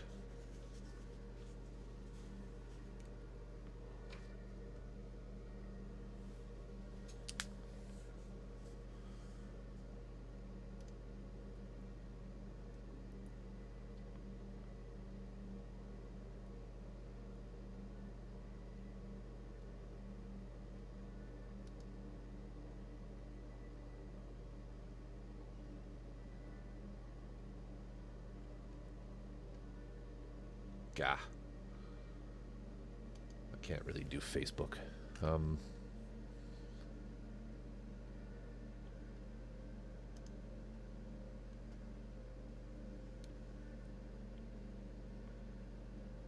Gallery, private special bookings, plan your visit, about us.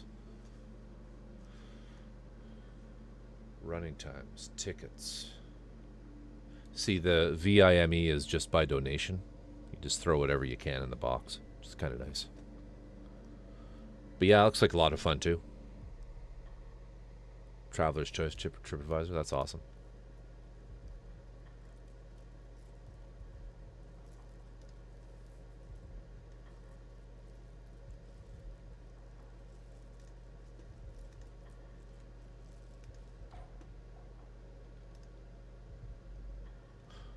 drag racing.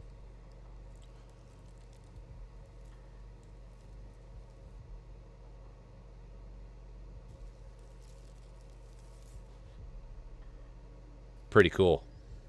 Pretty cool.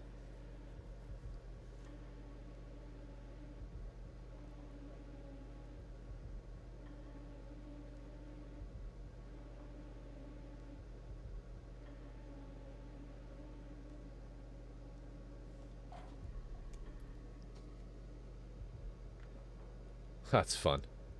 My kids really loved it. That's cool, though. It looks like a nice club. Looks like a nice club.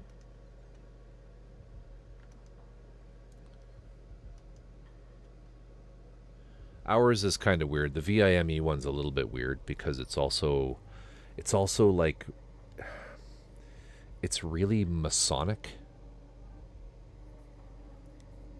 Like every other weekend there's like a big Masonic club there, Masonic picnic, which is a little weird, but because they sometimes coincide with the free days, public run days. So it's kind of strange, but it's raining. I love listening to the rain running through the hole in the gutter into the puddle outside my window.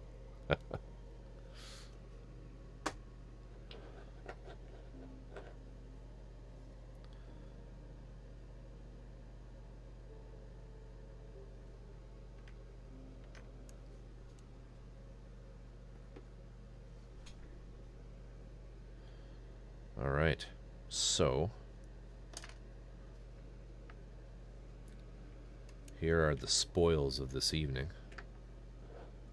Let's see if I can't get them actually in here. I think that one's that one. Come on. Yes.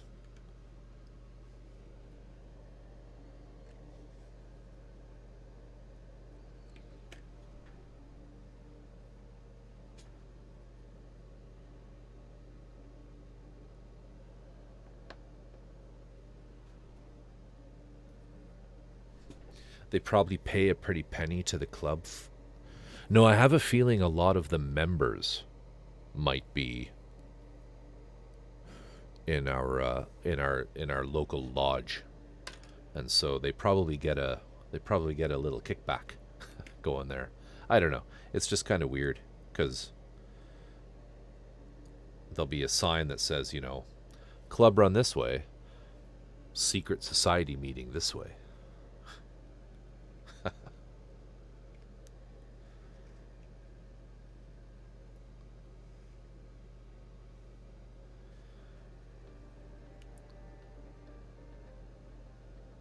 So give you guys an idea of what the how it's coming together. That's kind of what we've accomplished tonight.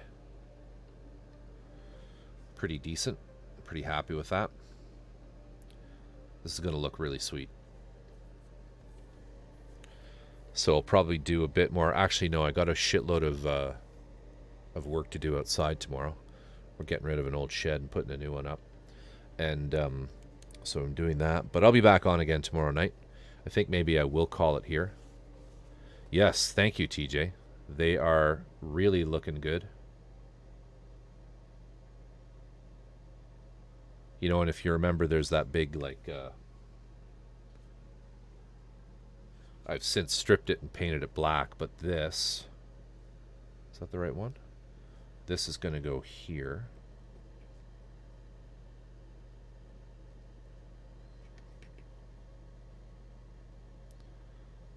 So we'll just keep working on refining these pieces, right?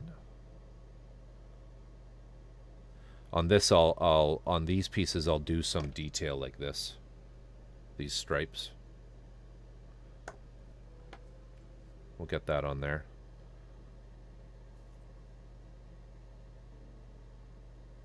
But, yeah. This is going to look so good. I'm actually having a lot of fun painting this.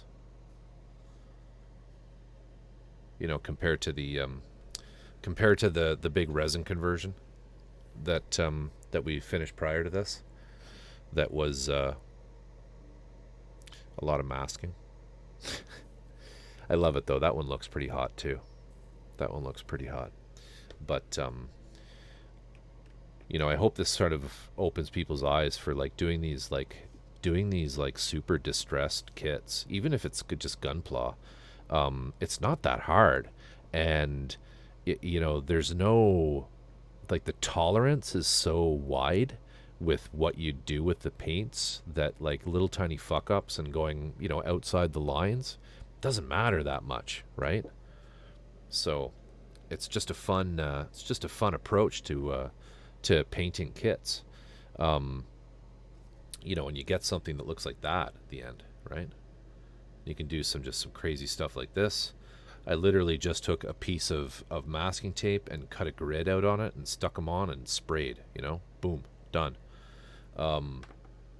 So yeah, and once we get sort of, we'll get it sort of all weathered up to this and these. Right, this piece goes here, kind of thing, right?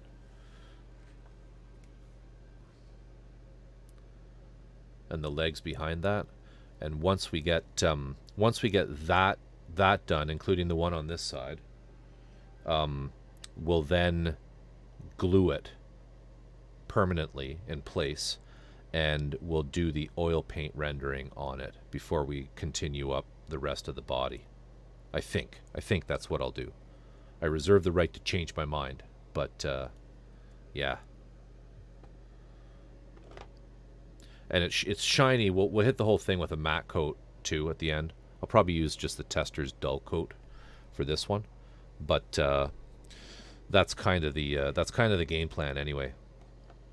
Kind of the game plan. But I don't think I'll do it tonight. But I was hoping to get to it, but I ended up painting too many parts. But I will maybe on tomorrow night's stream we'll do the oil washes, just so you guys can see how that works with oil paints, because I know some people are kind of against oil paints, don't want to deal with them, but they really do make I think for dads, I think you certainly do use oil washes, but they are a super powerful weathering tool that should not be discounted. Anyway, let's see if we can't find someone to raid. Don't know if you guys have any suggestions.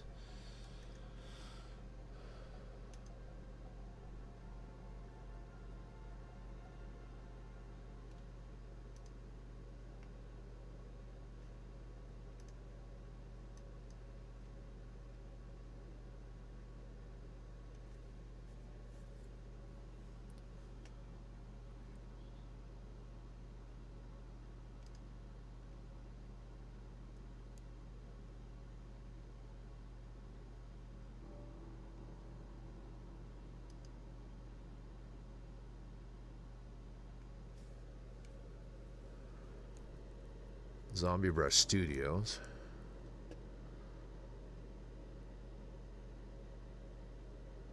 Oil and pigments, that's right. Oil and pigments. I'll use pigments too.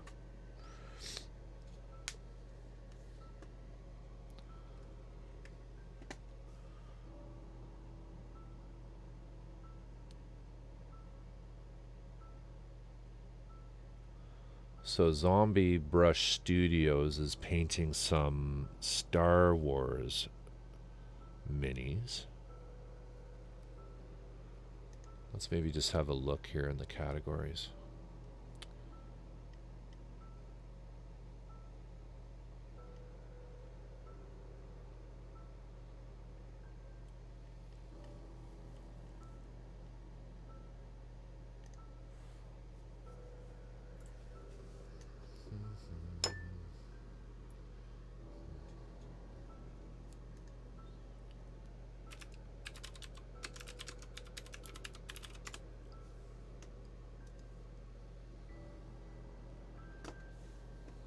Scrapbooking.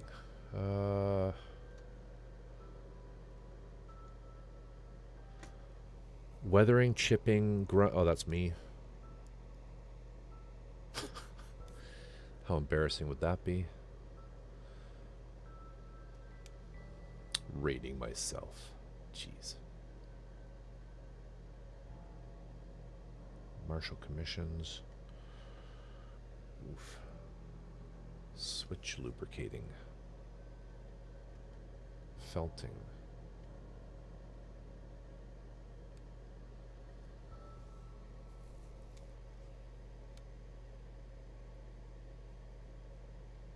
That's Spanish.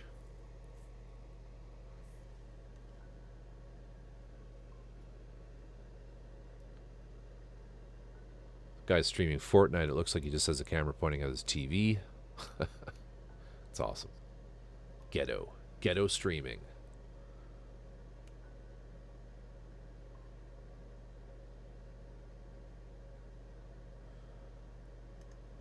Here we go.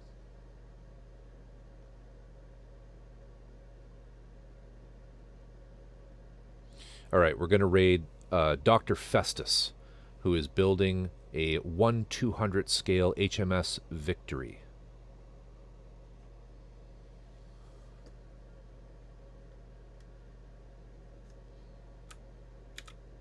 And it is English? Yes, it is. All right, here we go. Let's do it. Everybody, thank you so much for dropping in today. It's been an absolute blast. Lots of fun this stream. Four Dads, thank you for redeeming the more tape, of course. And Jort Life, thank you for the follow. Stick around for the raid, though. Stick around for the raid. No one's allowed to leave before the raid. Teddy Zeter, or Teddy Z-Eater, don't know. Thank you as well for the follow.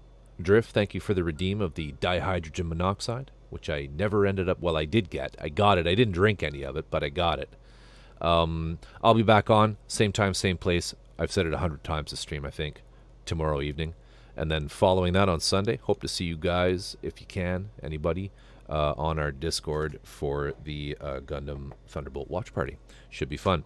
TJ, awesome. Thank you again. And Four Dads, of course, as always.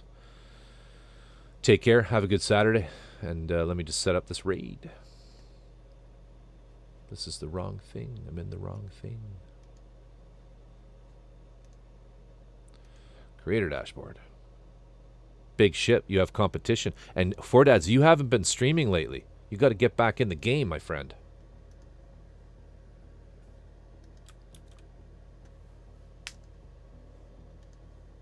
Got to get back in the game.